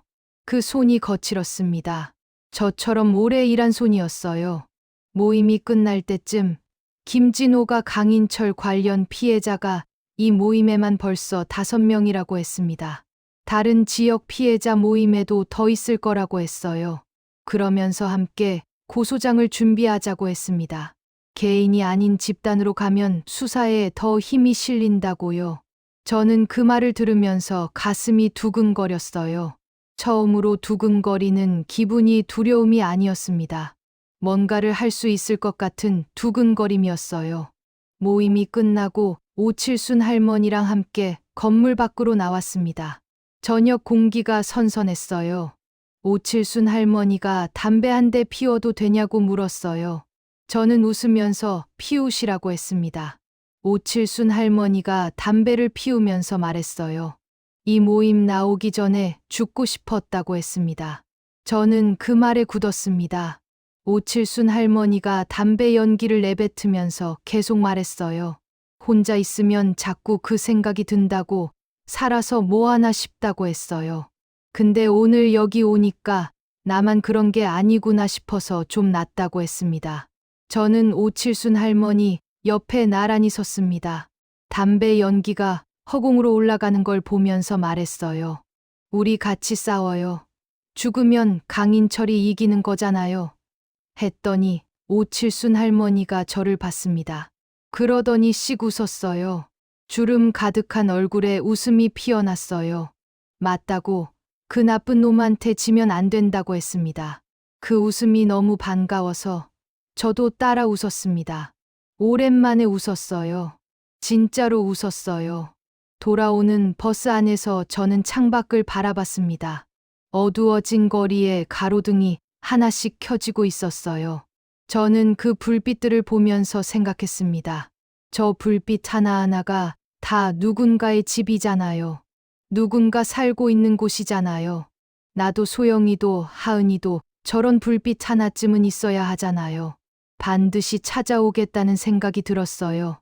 빼앗긴 불빛을요. 살면서 싸운다는 게 뭔지 저는 오래 몰랐어요. 어릴 때부터 저는 참는 쪽이었습니다. 경상도 집안에서 자랐는데 어머니가 늘 말씀하셨거든요. 여자는 속으로 사겨야 한다고요. 밖에서 목소리 높이면 안 된다고요. 저는 그 말을 뼛속 깊이 새기고 살았어요. 시집살이가 힘들어도 사겼고, 남편 사업이 망해도 사겼고, 몸이 아파도 사겼습니다. 사귀고 사귀다 보니 어느새 63이 됐어요. 평생 참는 것밖에 몰랐던 거예요. 근데 이번만큼은 참으면 안 됐습니다. 참으면 소영이가 길바닥에 나앉아요. 참으면 하은이가 갈 집이 없어요. 참으면 강인철이 제 2억 1천만 원을 고스란히 먹고 어딘가에서 잘 자고 잘 먹고 살겠죠. 그게 말이 됩니까? 그게 말이 안 되잖아요. 그래서 싸우기로 했습니다. 피해자 모임에서 집단 고소장을 준비하기로 한 다음 날부터 저는 움직이기 시작했어요. 먼저 계약 관련 서류를 전부 다시 꺼냈습니다. 계약서, 등기부 등본, 입금 영수증, 문자 메시지 캡처본, 공인중개사 최봉길과 나눈 대화 기록 다 꺼내서 탁자 위에 펼쳐놨어요. 이기태가 병원에서 막 퇴원한 때라 집에 있었는데 탁자 가득 서류를 펼쳐놓은 저를 보더니 뭐 하냐고 물었어요. 저는 정리한다고 했습니다. 이기태가 더 묻지 않았어요. 서류를 보면 볼수록 이상한 점들이 눈에 들어오기 시작했습니다. 처음에는 몰랐던 것들이요. 계약서에 적힌 강인철 주소가 실제 집주인 주소가 아니었어요. 나중에 알고 보니 강인철은 그 집에 살지도 않았고 그 주소지에는 아무도 없었습니다. 그리고 계약 당일에 최봉길이 근저당 없다고 보여준 등기부 등본이 있었는데 그게 계약 직전에 말소된 가짜 서류였다는 걸 피해자 모임 다른 분이 알려줬어요. 강인철이 근저당을 잠깐 말소해뒀다가 계약 직후에 다시 설정한 거라고 했습니다. 저는 그 말을 듣고 손이 부들부들 떨렸어요. 이게 얼마나 치밀한 사기냐고요. 저 같은 사람 속이려고 얼마나 꼼꼼하게 준비한 거냐고요. 분노가 치밀었습니다. 두려움이랑 분노는 달라요. 두려울 때는 몸이 움츠러들어요.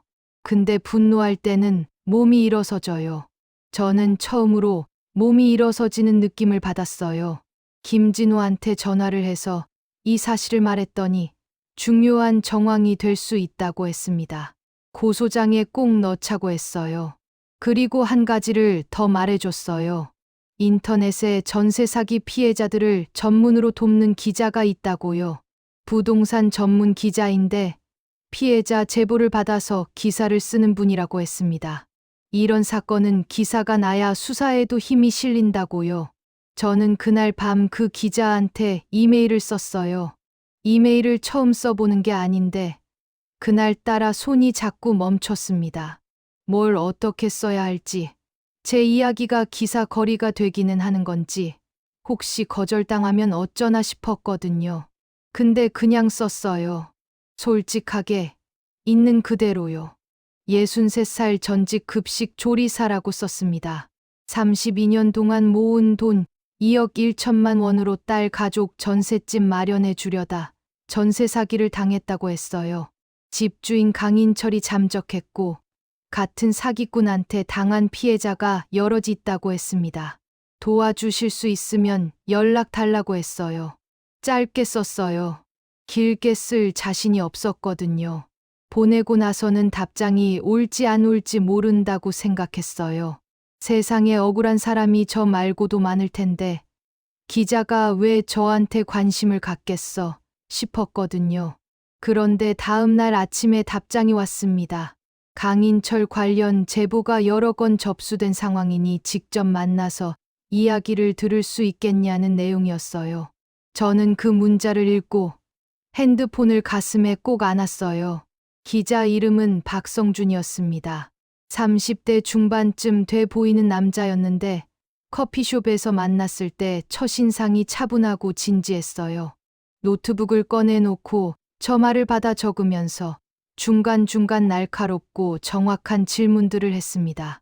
강인철이 몇 채를 가지고 있는지, 각 집마다 보증금이 얼마였는지, 최봉길이 어떤 방식으로 계약을 유도했는지 같은 것들이요. 저는 준비해 온 서류를 꺼내서 하나하나 설명했어요. 박성준이 서류를 들여다보다가 이거 전형적인 수법이라고 했습니다. 강인철 혼자가 아닐 가능성이 높다고, 뒤에 누가 더 있을 거라고 했어요. 뒤에 누가 더 있다는 말이 무슨 뜻이냐고 물었더니 이런 전세 사기는 혼자서 할 수가 없다고 설명해 줬습니다. 집을 여러 채 가지고 계약을 반복하려면 부동산 중개사가 공모해야 하고 때로는 법무사나 감정평가사까지 손을 잡는 경우가 있다고 했어요. 최봉길이 단순히 중개만 한 게 아닐 수 있다고요. 최봉길, 행복부동산 최봉길. 저한테 정말 좋은 결정하셨다고 하던 그 사람. 저는 주먹을 꽉 쥐었습니다. 그날부터 저는 오칠순 할머니랑 자주 연락하기 시작했어요. 오칠순 할머니도 강인철 피해자이고 계약할 때 최봉길을 통해서 들어갔다는 걸 나중에 확인했거든요. 우리는 서로 기억하는 것들을 맞춰봤습니다. 최봉길이 어떤 말을 했는지, 어떤 서류를 보여줬는지, 계약날 어떤 사람들이 있었는지 맞춰보다 보니 공통점이 보이기 시작했어요. 최봉길이 우리한테 보여준 등기부, 등본 날짜가 둘 다 계약 당일이었습니다. 그리고 둘 다 근저당이 없는 상태로 돼 있었어요. 그리고 계약 직후 이틀 안에 근저당이 다시 설정됐다는 것도 같았습니다. 이게 우연일 수가 없었어요. 저는 이 내용을 박성준한테 문자로 보냈어요. 박성준이 바로 답장을 보내왔는데 이거 중요한 거라고 확보해두라고 했습니다. 뭔가 풀리는 것 같았습니다. 실마리가 보이는 것 같았어요. 어느 날 저녁 소영이한테 전화가 왔어요. 요즘 뭐 하냐고 물었습니다. 소영이 목소리가 전보다 조금 안정돼 있었어요. 저는 이것저것 알아보고 있다고 했습니다. 소영이가 잠깐 있다가 무리하지 말라고, 엄마 건강이 더 중요하다고 했어요. 저는 그 말이 고마웠어요. 동시에 속이 쓰렸습니다.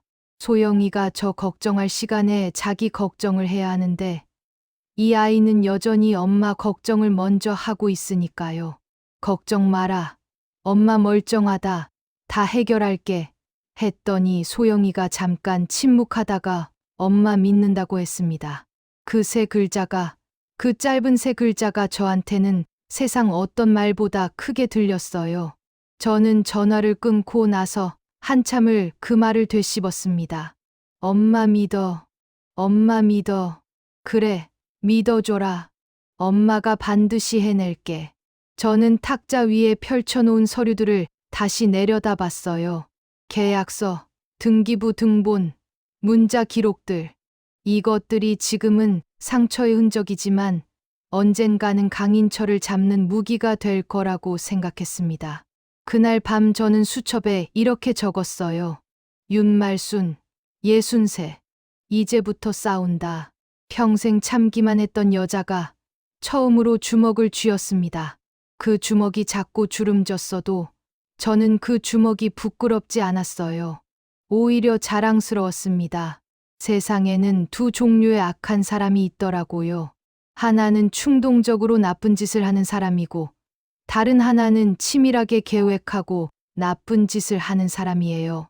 첫 번째 사람은 잡기가 쉬워요. 흔적을 남기거든요. 근데 두 번째 사람은 달라요. 흔적을 지우면서 움직이거든요. 강인철은 두 번째 사람이었습니다. 박성준 기자가 취재를 시작하고 나서 한 달쯤 됐을 때였어요. 박성준이 저한테 전화를 해서 좀 만나자고 했습니다. 목소리가 평소보다 낮고 조심스러웠어요.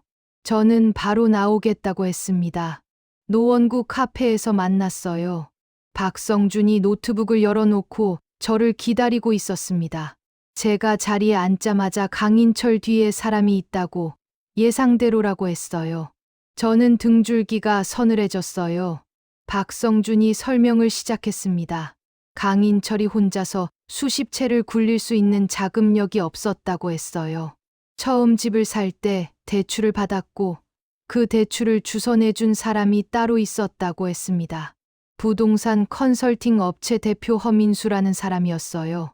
허민수가 투자자들한테 돈을 모아서 강인철한테 흘려줬고 강인철은 그 돈으로 집을 사서 전세를 높게 놓았다고 했습니다. 세입자한테서 보증금을 받아서 다시 허민수한테 수익금을 돌려주는 구조였어요. 그러다가 집값이 떨어지고 공실이 생기면서 돌려막기가 한계에 달한 거라고 했습니다. 저는 그 설명을 들으면서 머릿속이 복잡해졌어요. 그러면 강인철이 꼭두각시였다는 거냐고 물었더니 박성준이 고개를 끄덕였어요. 강인철도 공범이지만 실제로 이 구조를 설계한 건 허민수 쪽이라고 했습니다. 그리고 공인중개사 최봉길은 허민수 컨설팅 업체랑 오랫동안 거래 관계에 있었다고 했어요. 최봉길이 세입자를 모아다 주면 허민수 쪽에서 소개비를 줬다는 거였습니다. 저는 그 말을 듣는 순간 계약하던 날이 다시 떠올랐습니다. 최봉길이 저한테 웃으면서 했던 말들, 딱 맞는 집 골라뒀다고, 정말 좋은 결정하셨다고. 그 말들이 지금은 다르게 들렸습니다. 그건 친절이 아니었어요. 그건 낚시였어요. 저를 낚아서 허민수한테 갖다 바친 거였습니다. 손이 떨렸어요. 커피잔을 내려놓지 않으면 쏟을 것 같았어요. 그런데 박성준이 더 있다고 했습니다. 박성준이 노트북 화면을 저쪽으로 돌렸어요. 화면에 문서들이 여러 개 펼쳐져 있었는데 저는 세부 내용보다 그 양에 먼저 압도됐습니다. 피해자가 지금까지 확인된 것만 43 가구라고 했어요. 43 가구. 저는 그 숫자를 듣고 입이 열리지 않았습니다. 43 가구면 43개의 가정이잖아요. 43개의 보증금이잖아요. 저처럼 평생 모은 돈을 들고 왔다가 날린 사람이 43이라는 거잖아요. 저는 창밖을 잠깐 바라봤어요. 카페 밖으로 사람들이 지나가고 있었습니다. 장을 보는 아주머니, 아이 손을 잡고 걷는 엄마, 이어폰을 꽂고 걷는 청년.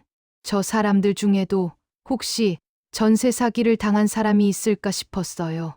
박성준이 말을 이었어요. 이 사건이 기사로 나가면 파장이 꽤 클 거라고 했습니다. 근데 기사를 쓰려면 피해자 중 한 분이 얼굴을 공개하고 인터뷰를 해줘야 한다고 했어요. 익명으로 하면 임팩트가 약하다고요. 저는 그 말을 듣고 잠깐 생각했습니다. 얼굴 공개, 카메라 앞에 서는 거요. 솔직히 무서웠어요. 얼굴이 나가면 아는 사람들이 다 보겠죠. 같이 일하던 동료들도 보고, 동네 사람들도 보고, 저를 아는 모든 사람들이 보겠죠. 사기 당했다는 게 창피한 건 아닌데, 그게 세상에 알려지는 건 또 다른 문제잖아요. 저는 원래 드러내는 걸 좋아하는 사람이 아니니까요. 근데 이런 생각이 들었어요. 내가 안 나서면 누가 나서냐. 43 가구 중에 젊은 사람들은 직장이 있어요. 얼굴 나가면 직장에서 불이익을 받을 수도 있어요. 아이들이 있는 부부는 아이들한테 영향이 갈 수도 있어요. 근데 저는 퇴직한 몸이에요. 잃을 직장도 없고 잃을 체면도 이미 다 잃었어요. 2억 1천만 원이랑 체면을 바꿨으니까요. 저는 박성준을 똑바로 봤습니다. 제가 하겠다고 했어요. 박성준이 눈이 커졌어요. 정말이냐고 했습니다. 저는 나이도 있고 잃을 것도 없다고, 제가 얼굴 내밀겠다고 했어요. 대신 기사 제대로 써달라고, 허민수까지 다 넣어서 써달라고 했습니다. 박성준이 고개를 끄덕이면서 제대로 쓰겠다고 했어요. 집에 돌아오면서 저는 이기태한테 어떻게 말할까 생각했어요. 이기태가 또 심장이 쪼그라들면 어쩌나 싶었거든요. 근데 숨기는 것도 이제 한계가 있었어요. 뉴스에 나가면 어차피 알 텐데요. 저녁을 먹으면서 말했습니다. 뉴스 인터뷰 하기로 했다고요. 기자 만났다고. 강인철 뒤에 더 큰 놈들 있다고. 그거 기사 낼 건데 제가 얼굴 내밀기로 했다고 했어요. 이기태가 수저를 내려놨습니다. 한동안 저를 바라봤어요. 표정을 읽기가 어려웠어요. 화가 난 건지, 걱정하는 건지, 놀란 건지 모를 얼굴이었거든요. 그러다가 이기태가 괜찮겠냐고 물었습니다. 물음표가 없는 물음이었어요. 걱정이 담긴 말이었습니다. 저는 웃으면서 63인데 뭐가 무서우냐고 했어요. 이기태가 잠깐 있다가 고개를 끄덕였습니다. 그러더니 다시 수저를 들었어요. 그게 이기태식 동의였어요. 말이 없어도 저는 알았어요. 그날 밤 오칠순 할머니한테 전화를 했어요. 상황을 설명하고 기사 나올 것 같다고 했습니다. 오칠순 할머니가 잠깐 침묵하더니 자기도 같이 하겠다고 했어요. 얼굴 나가도 괜찮겠냐고 물었더니 자식들한테 혼나도 괜찮다고, 강인철이 잡히는 게 더 중요하잖냐고 했습니다. 저는 그 말에 가슴이 뜨거워졌습니다. 오칠순 할머니가 이 싸움에서 얼마나 든든한 사람인지 저는 그때 제대로 알았어요. 기사가 나가기로 한 날짜가 잡혔습니다. 일주일 후였어요. 저는 그 일주일 동안 잠을 잘 못 잤어요. 설레는 것과 두려운 것이 뒤섞여서 눈을 감으면 여러 가지 생각이 몰려왔거든요. 기사가 나가면 어떻게 될까? 강인철이 어떤 반응을 보일까? 허민수가 움직일까? 경찰이 실제로 수사를 시작할까? 모르는 겉투성이었습니다. 근데 한 가지는 알았어요. 이제 돌아갈 수 없다는 거요. 평생 뒤에서 밥을 짓던 여자가 처음으로 앞에 나서기로 했습니다. 카메라 앞에 서기로 했어요. 63 주름진 얼굴로, 거칠어진 손으로 목소리를 높이기로 했습니다. 무섭냐고요. 무섭죠. 근데 하은이 얼굴이 떠오르면 무서운 게 작아졌어요. 항상 그랬습니다. 기사가 나간 날 아침, 저는 새벽 5시에 눈이 떠졌어요. 알람도 없었는데 저절로 눈이 떠졌습니다. 창밖이 아직 어두웠어요. 저는 이불 속에서 천장을 바라보면서 오늘 어떤 하루가 될까 생각했어요. 박성준이 오전 6시에 기사가 올라간다고 했거든요.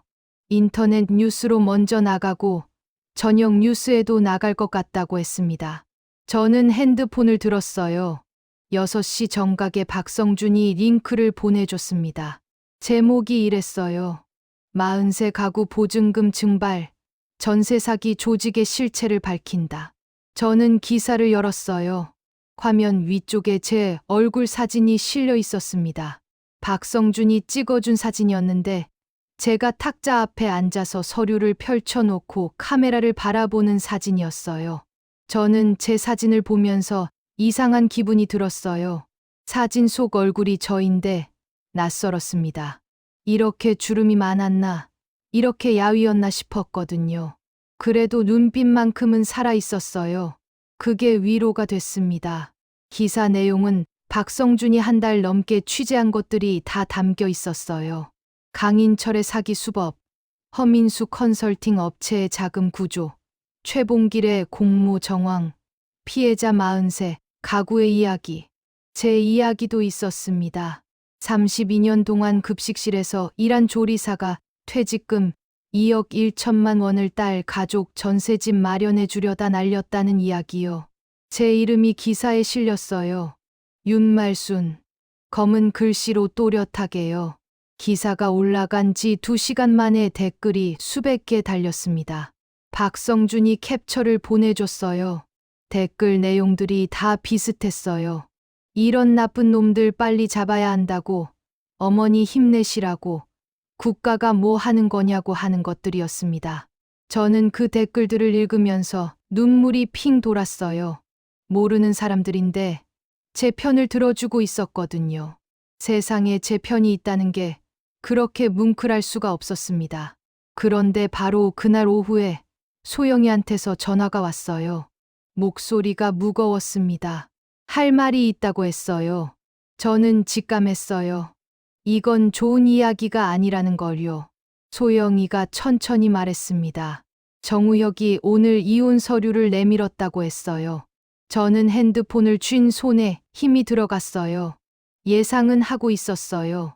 정우혁이 몇 달째 이혼 이야기를 꺼내왔으니까요. 근데 막상 서류가 나왔다는 말을 들으니까 알고 있었어도 가슴이 쿵 내려앉았습니다. 더 이상 못 살겠다고 했다고요. 장모님 문제 때문에 자기 인생이 망가졌다고, 하은이는 자기가 키우겠다고 했다고 소영이가 말했습니다. 저는 잠깐 아무 말도 못했어요. 하은이를 데려간다. 그 말이 머릿속에서 맴돌았습니다. 6살짜리 아이를 아빠가 데려가면 소영이는 어떻게 되는 거예요? 엄마 없이 자라는 하은이는 어떻게 되는 거예요? 지금 어디 있냐고 물었더니 집이라고 했습니다. 저는 바로 간다고 했어요. 핸드폰을 끊고 바로 가방을 들었어요. 이기태가 어디 가냐고 물었지만 대답하지 못했습니다. 그냥 나왔어요. 버스 정류장까지 뛰다시피 걸어갔어요. 63터리로 뛰는 게 쉬운 일이 아닌데 그날은 몸이 먼저 움직였습니다. 소영이 집에 도착하니 현관이 열려 있었어요. 들어가니 소영이가 거실 바닥에 앉아 있었습니다. 등을 소파에 기댄 채로 두 무릎을 껴안고 있었어요. 이혼 서류가 탁자 위에 놓여 있었고 정우혁은 보이지 않았습니다. 안방 문이 닫혀 있었어요. 하은이는 어디 있냐고 물었더니 어린이집이라고 했습니다. 저는 소영이 옆에 쪼그려 앉았어요. 소영이가 저를 보더니 눈물을 흘렸습니다. 소리 없이 흘렸어요. 오래 울어서 소리도 안 나오는 것 같았습니다. 어떻게 해야 하냐고 소영이가 물었어요. 저는 소영이 손을 잡았어요. 그리고 탁자 위에 이혼 서류를 봤습니다. 흰 종이 위에 깨알같이 적힌 글씨들. 저는 그 서류를 집어들었어요. 한 줄 한 줄 읽었습니다. 친권 및 양육권은 부정우혁에게 귀속한다. 그 문장에서 손이 멈췄어요. 저는 서류를 내려놓고 안방문을 두드렸습니다. 정우혁한테 나와보라고 했어요. 잠깐 있다가 문이 열렸어요. 정우혁이 나왔습니다. 표정이 굳어 있었어요. 저를 보는 눈빛이 미안함도 없고 물러섬도 없었습니다. 다 결정한 사람 눈빛이었어요. 저는 정우혁을 똑바로 봤습니다. 하은이는 안 된다고 했어요. 정우혁이 자기도 할 만큼 했다고, 이 상황이 어떻게 된 건지 아시지 않냐고 했습니다. 더 이상 이 집에 있을 수 없다고 했어요. 저는 고개를 끄덕였습니다. 이혼하는 건 말릴 수 없다고, 살기 싫으면 나가야 한다고 했어요. 근데 하은이는 소영이 딸이라고, 엄마가 키워야 한다고 했습니다. 정우혁이 목소리를 높였어요. 소영이가 지금 제대로 된 상황이냐고. 집도 없고 돈도 없는데 자기가 키우는 게 하은이한테 더 낫다고 했습니다. 그 말을 듣는 순간 저는 뭔가 확 치밀어 올랐어요. 평생 눌러왔던 것이 터지는 것 같았습니다. 저는 숨을 한 번 크게 들이쉬고 천천히 말했어요. 집 없는 거 맞다고, 돈 없는 거 맞다고, 그게 다 내 잘못이라고 했습니다. 근데 소영이 잘못은 아니라고 했어요. 소영이는 엄마라고, 6살 아이한테 엄마를 빼앗으면 안 되는 거라고 했습니다. 그 상처는 평생 간다고, 제가 살아보니까 안다고 했어요. 정우혁이 입을 다물었습니다. 저는 계속 말했어요. 목소리가 떨렸지만 멈추지 않았습니다. 나가고 싶으면 나가라고, 위자료고 재산 분할이고 다 따져보라고 했어요. 근데 하은이만큼은 소영이 곁에 있어야 한다고, 그게 엄마로서 마지막 부탁이라고 했습니다. 정우혁이 한동안 저를 바라봤습니다. 저도 정우혁을 바라봤어요. 우리는 한동안 아무 말 없이 그렇게 서 있었습니다. 그러다가 정우혁이 시선을 내렸어요. 그리고 안방으로 다시 들어가 버렸습니다. 문이 닫혔어요. 저는 거실로 돌아와서 소영이 옆에 앉았습니다. 어떻게 됐냐고 소영이가 물었어요. 저는 모르겠다고 했습니다. 솔직하게요. 소영이가 제 손을 잡았어요. 우리 둘이 살면 된다고, 하은이랑 셋이 살면 된다고 했습니다. 저는 그 말을 듣고 코끝이 시큰했어요. 소영이가 벌써 각오를 한 것 같았거든요. 이혼하더라도 하은이랑 엄마랑 살겠다는 각오요. 제 딸이 이렇게 강한 아이인지 저는 몰랐어요. 아니, 알고 있었는데 자꾸 잊었어요. 그래, 셋이 살자고 했습니다. 저는 소영이 손을 꽉 잡았습니다. 그날 어린이집에서 하은이가 돌아왔어요. 현관에서 할머니 하고 부르더니 달려와서 저한테 안겼습니다. 저는 하은이를 꼭 안았어요. 이 아이를 지켜야 한다는 생각이 그 어느 때보다 뜨겁게 가슴을 채웠습니다. 하은이가 제 귀에 대고 속삭였어요. 오늘 뉴스에서 할머니 봤다고 선생님이 용감하다고 했다고 했습니다. 저는 그 말에 눈물이 터졌어요. 이번엔 참지 않았습니다. 기사가 나간 다음 날부터 세상이 달라졌어요. 피해자 모임 카페에 새 회원이 하루에 수십 명씩 가입했습니다. 전국 각지에서 강인철한테 당했다는 사람들이 몰려들었어요. 부산에서도, 대전에서도, 인천에서도요. 저는 그 숫자들을 보면서 울었어요. 이렇게 많은 사람이 당했구나. 이렇게 많은 집이 무너졌구나. 경찰도 움직이기 시작했습니다. 박성준이 연락을 줬어요. 기사가 나간 뒤로 경찰에서 공식 수사를 개시했다고요. 강인철 관련 고소 건이 이미 수십 건이 접수돼 있었는데 이번에 전담팀이 꾸려졌다고 했습니다. 허민수 컨설팅 업체도 압수수색을 준비 중이라고요. 저는 그 말을 듣고 가슴이 두근거렸어요. 드디어 뭔가가 실제로 굴러가기 시작하는구나 싶었거든요. 근데 박성준이 말을 이었어요. 한 가지가 문제라고 했습니다. 강인철이 허민수한테 돈을 넘긴 증거가 아직 명확하지 않다고 했어요. 강인철이 중간에서 심부름꾼 역할을 했다는 정황은 있는데 직접 연결되는 증거가 없다고 했습니다. 허민수가 워낙 꼼꼼하게 서류를 꾸며놔서라고 했어요. 저는 그 말을 듣고 답답했어요. 증거가 없으면 허민수가 빠져나갈 수도 있다는 거잖아요. 꼭두각시 강인철만 잡히고 진짜 주범 허민수가 살아남으면 안 되잖아요. 저는 그날 밤 오칠순 할머니한테 전화를 했어요. 상황을 설명하니까 오칠순 할머니가 잠깐 말이 없었어요. 그러다가 사실 한 가지가 있다고 했습니다. 저는 귀를 기울였어요. 오칠순 할머니가 천천히 말했습니다. 계약하던 날 최봉길이랑 나눈 대화를 녹음해뒀다고 했어요. 저는 깜짝 놀랐습니다. 녹음이요? 했더니 오칠순 할머니가 그날 뭔가 이상하다 싶었다고 했어요. 계약서 쓰다가 최봉길이 하는 말이 이상했다고. 집주인은 괜찮은 사람이니까 걱정 말라고. 자기가 보장한다고. 이 집 보증금은 무조건 안전하다고 하도 입에 침이 마르도록 말하는 거라서. 왜 이렇게 강조하나 싶어서 핸드폰 녹음을 눌러놨다고 했습니다. 근데 이게 증거가 될지 몰라서 말을 못했다고요. 저는 그 말을 듣는 순간 심장이 쿵쿵 뛰었어요. 녹음 파일이 아직 있냐고 물었더니 핸드폰에 있다고, 지우지 않았다고 했습니다. 저는 전화를 끊고 바로 박성준한테 연락했습니다.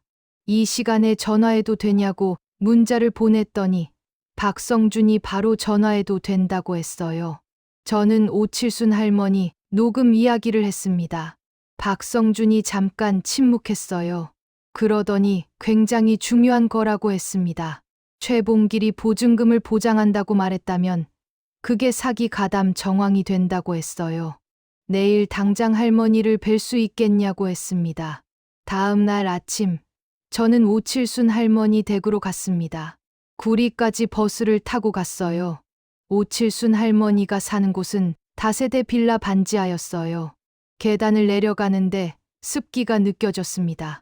저는 그 습기를 느끼면서 오칠순 할머니가 얼마나 힘들게 살고 있는지 다시 한번 실감했어요. 10년 넘게 모은 돈 8천만 원을 날리고 이 반지하에서 혼자 살고 있는 거잖아요. 오칠순 할머니가 문을 열어줬어요.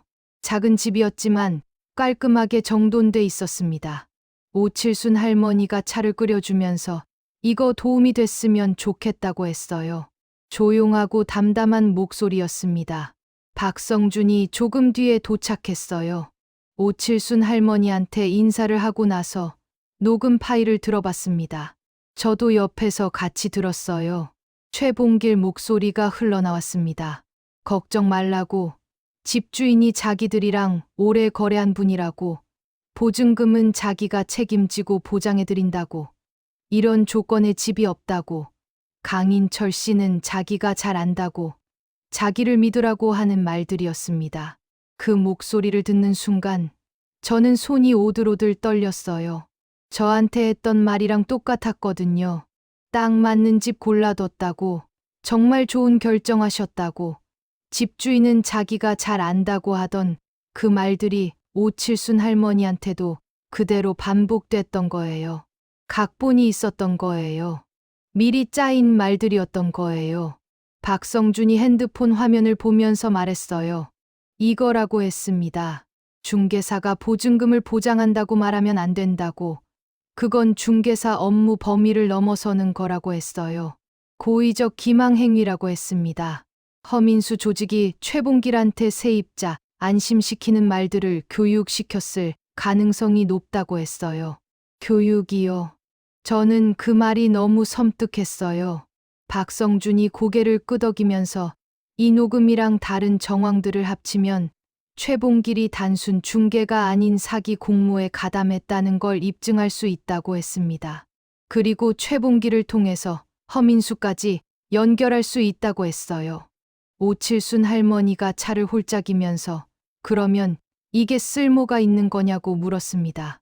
박성준이 오칠순 할머니를 봤어요. 그러더니 이게 이 사건의 열쇠라고 했습니다. 오칠순 할머니가 찻잔을 내려놓았습니다. 그러더니 작게 웃었어요. 주름 가득한 얼굴에 웃음이 번졌습니다. 그 목소리가 하도 역겨워서 지우지도 못하고 갖고 있었다고 했어요. 저는 오칠순 할머니 손을 잡았어요. 할머니 손이 차가웠습니다. 저는 두 손으로 그 손을 감쌌어요. 정말 고맙다고 했습니다. 오칠순 할머니가 저를 봤어요. 눈이 반짝였습니다. 우리 끝까지 가는 거라고 했어요. 끝까지요. 했습니다. 우리 둘이 한동안 손을 잡고 있었어요. 반지하 창문으로 오후 햇살이 비스듬히 들어오고 있었습니다. 좁고 낮은 창이었는데 그 창으로 들어오는 빛이 그날따라 아주 환하게 느껴졌어요. 그날부터 사건이 빠르게 돌아가기 시작했습니다. 경찰이 오칠순 할머니 녹음 파일을 증거로 접수했어요. 박성준이 추가 기사를 2건 더 썼습니다. 허민수 컨설팅 업체 사무실에 압수수색이 들어갔다는 소식이 들렸어요. 최봉길이 경찰에 출석해서 조사를 받았다는 말도 들렸고요. 피해자 모임 카페가 달아오르기 시작했어요. 다들 이제 됐다. 이제 잡히는 거다 했습니다. 저는 그 글들을 읽으면서 마음이 복잡했어요. 기쁘기도 하고 아직 끝나지 않았다는 조심스러움도 있었고요. 소영이한테 전화를 했습니다. 요즘 어떻게 돼가냐고 소영이가 물었어요. 저는 잘 돼가고 있다고 했습니다. 다 됐다고는 못하겠고 잘 돼가고 있다고요. 소영이가 잠깐 있다가 말했어요. 정우혁이 이혼 서류를 다시 거뒀다고 했습니다. 저는 깜짝 놀랐어요. 정말이냐고 했더니 아무 말 없이 그냥 거뒀다고 했어요. 저는 그 말을 듣고 긴 숨을 내쉬었어요. 정우혁이 왜 마음을 바꿨는지는 모르겠어요. 뉴스 보고 창피했는지 아니면 뭔가 마음이 움직였는지요. 이유는 몰라도 됐어요. 하은이 곁에 엄마가 있을 수 있다는 것만으로 충분했습니다. 그날 밤 저는 수첩을 꺼냈어요. 지난번에 썼던 글 바로 아래에 오늘 날짜를 적고 이렇게 썼습니다. 오칠순 할머니가 열쇠를 갖고 있었다. 혼자였으면 몰랐을 거다. 그리고 한 줄 더 썼어요. 함께라서 찾았다. 창밖에 별이 보였습니다. 의정부 하늘에 별이 이렇게 많았나 싶었어요. 저는 한동안 그 별들을 바라봤습니다. 하나씩, 하나씩 셌어요. 아직 끝나지 않았지만 이제 끝이 보였습니다. 강인철이 붙잡혔다는 소식을 들은 건 오후 2시쯤이었어요. 저는 그때 이기태 재활 치료를 마치고 병원 밖으로 나오던 참이었습니다. 이기태가 천천히 걸음마를 연습하는 걸 옆에서 부축하고 있었어요. 오른쪽 발이 아직 불편해서 걸을 때마다 살짝 끌리는데 이기태가 이를 악물고 한 걸음 한 걸음 내딛는 모습을 보면 저는 늘 코끝이 시큰했습니다. 이 사람이 이렇게까지 애쓰는 게 다 저 때문인 것 같아서요. 그때 핸드폰이 울렸어요. 박성준이었습니다. 강인철이 검거됐다고 했어요. 저는 그 자리에 멈췄어요. 이기태가 제 팔을 잡은 채로 왜 그러냐고 물었는데 저는 대답을 못했습니다. 박성준 목소리가 계속 들려왔어요. 오늘 새벽에 전남 여수 인근에서 검거됐다고, 허민수도 오늘 오전에 서울에서 붙잡혔다고 했습니다. 최봉길은 어제 저녁에 자진 출석했고 셋 다 구속영장이 신청됐다고 했어요. 셋 다요. 강인철, 허민수, 최봉길. 저는 핸드폰을 천천히 내렸어요. 병원 앞 주차장에 서 있었는데 5월의 햇살이 따갑게 내리쬐고 있었습니다. 주차장 한쪽에 나무가 한 그루 있었는데 바람에 잎이 흔들렸어요. 저는 그 나무를 바라보면서 한동안 아무 말도 못했어요. 이기태가 제 얼굴을 들여다봤습니다. 무슨 일이냐고 물었어요. 저는 천천히 말했습니다. 강인철 잡혔다고요. 이기태가 눈을 깜빡였어요. 잠깐 있다가 조용히 잡혔냐고 물었습니다. 저는 응 했어요. 우리 둘이 한동안 아무 말 없이 서 있었어요. 주차장에 차들이 오가고 병원 출입문이 열렸다 닫혔다 하고 세상은 그냥 돌아가고 있었습니다. 근데 저한테는 그 순간이 아주 조용하게 느껴졌어요. 소리가 다 멀어진 것처럼요. 이기태가 제 손을 잡았습니다. 재활 치료하느라 땀이 배어있는 손이었어요. 저는 그 손을 꽉 잡았어요. 그러더니 이기태가 고생했다고 했습니다. 여보, 고생했어. 하고요. 이기태가 그 말을 했을 때 저는 눈물이 터졌습니다. 병원 주차장 한가운데서요. 사람들이 지나가는데도 참을 수가 없었어요. 이기태가 당황하면서 왜 우냐고 잘 됐잖냐고 했는데 그래서 더 울었어요. 잘 됐으니까 우는 거잖아요. 드디어 잘 됐으니까요. 소영이한테 전화를 했어요. 전화가 연결되자마자 소영이가 이미 알고 있었어요. 뉴스 속보로 떴다고 했습니다. 소영이 목소리가 떨렸어요. 엄마 목소리 들으니까 눈물 난다고 했습니다. 저도 눈물 난다고 했어요. 우리 모녀가 전화기 붙들고 같이 울었어요. 울면서 웃었어요. 이상하죠. 근데 그게 가장 정확한 표현이에요. 울면서 웃는 게요. 오칠순 할머니한테도 전화를 했습니다. 잡혔다고 했더니 오칠순 할머니가 잠깐 말이 없었어요. 그러다가 아이고 하는 소리가 났어요. 짧은 탄식이었는데 그 안에 얼마나 많은 것들이 담겨 있는지 저는 알았어요. 10년 넘게 모은 8천만 원을 날린 사람의 탄식이었으니까요. 잘 됐죠. 했더니 잘 됐다고, 잘 됐는데 했습니다. 오칠순 할머니 목소리가 약간 잠겼어요. 저는 다음 말을 기다렸습니다. 이제 돈 돌려받을 수 있는 거냐고 오칠순 할머니가 물었어요. 그 질문이 너무 현실적이어서 저는 잠깐 마음이 무거워졌어요. 잡혔다고 해서 돈이 바로 돌아오는 건 아니거든요. 그게 제일 힘든 부분이에요. 강인철이 잡혀도 이미 써버린 돈은 없어요. 경매로 넘어간 집들은 팔려야 하고 그 돈이 어떻게 배분될지는 법원이 결정하고 그 과정이 얼마나 걸릴지는 아무도 몰라요. 저는 솔직하게 말했습니다. 다 돌려받기는 어려울 거라고. 근데 일부는 받을 수 있을 거라고 했어요. 피해자 지원 제도도 있다고 하니까 그것도 알아봐야 한다고 했습니다. 오칠순 할머니가 한숨을 내쉬었어요. 그래도 잡힌 게 어디냐고 했습니다. 맞아요. 잡힌 게 어디예요? 했더니 우리 둘이 전화기 붙들고 잠깐 웃었어요. 그날 저녁 뉴스에 강인철 검거 소식이 크게 나왔습니다. 이기태랑 소파에 앉아서 같이 봤어요. 화면에 강인철이 포토라인에 서는 장면이 나왔습니다. 모자를 푹 눌러 쓰고 고개를 숙인 채 서 있었어요. 저는 그 모습을 보면서 별다른 감정이 없었어요. 분노도 아니고 통쾌함도 아니었어요. 그냥 비었어요. 오래 미워하다 보면 막상 그 순간이 와도 허탈한 것 같더라고요. 근데 다음 장면에서 감정이 왔어요. 허민수가 포토라인에 섰을 때였습니다. 허민수는 고개를 들고 있었어요. 당당하게요. 카메라를 보면서 할 말 있다는 듯이 서 있었습니다. 그 얼굴을 보는 순간 저는 주먹이 쥐어졌어요. 저 사람이 설계한 거잖아요. 저 같은 사람들 이용해서 돈 버는 구조를 설계한 거잖아요. 그 뻔뻔한 얼굴이 용서가 안 됐습니다. 이기태가 법원에서 단단히 혼나겠다고 했어요. 저는 고개를 끄덕였습니다. 그래야 하죠. 뉴스가 끝나고 나서 저는 방으로 들어갔습니다. 서랍을 열었어요. 하은이가 그려준 그림들이 있었거든요. 꺼내서 하나하나 봤어요. 할머니 사랑해요. 라고 쓴 삐뚤빼뚤한 그림들이요. 이제 됐다 싶었어요. 아직 갈 길이 남았어요. 보증금 회수 절차도 남았고, 재판도 남았고, 피해자 지원 신청도 해야 해요.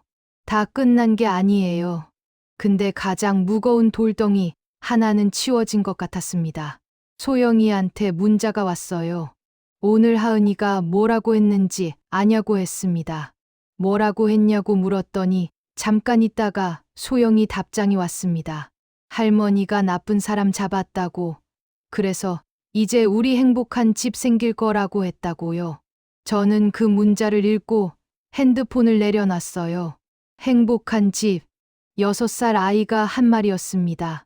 세상에서 가장 단순하고 가장 옳은 말이었어요. 저는 창밖을 바라봤습니다. 어두운 하늘에 별이 몇 개 보였어요. 저는 그 별들을 보면서 조용히 말했어요. 소리 내서 말했어요. 아무도 안 들어도 말했어요. 하은아, 할머니가 꼭 만들어줄게. 행복한 집, 반드시. 봄이 다시 왔어요. 딱 1년이 지났습니다. 강인철한테 당한 게 4월이었으니까 그 봄으로부터 꼭 1년이 된 거예요. 저는 아침에 눈을 떴을 때 창밖으로 들어오는 빛이 달라졌다는 걸 느꼈어요. 겨울 빛이랑 봄 빛은 달라요. 겨울 빛은 차갑고 날카로운데 봄 빛은 부드럽고 따뜻하거든요. 눈꺼풀 위로 그 따뜻한 빛이 느껴지는 순간 저는 눈을 뜨기 전에 이미 알았어요. 봄이 왔구나. 그 봄이 작년 봄이랑은 달랐습니다. 작년 봄은 제 인생을 무너뜨린 봄이었어요. 근데 올해 봄은 제가 다시 일어선 봄이었습니다. 재판은 6달 넘게 걸렸어요. 강인철은 징역 7년을 받았습니다. 허민수는 사기 주범으로 징역 9년에 추징금까지 붙었어요. 최봉길은 공인중개사 자격이 취소됐고 징역 4년을 받았습니다. 선고가 내려지던 날 저는 방청석에 앉아 있었어요. 오칠순 할머니랑 나란히 앉아서요. 판사가 형량을 읽어 내려갈 때 오칠순 할머니가 제 손을 꽉 잡았습니다. 저도 꽉 잡았어요.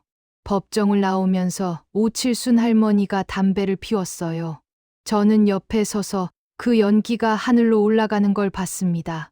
법원 건물 앞 벚꽃나무에 꽃이 피어 있었어요. 작년에 계약하던 날 봤던 벚꽃이랑 같은 벚꽃인데 올해는 달랐어요. 그냥 예뻤어요.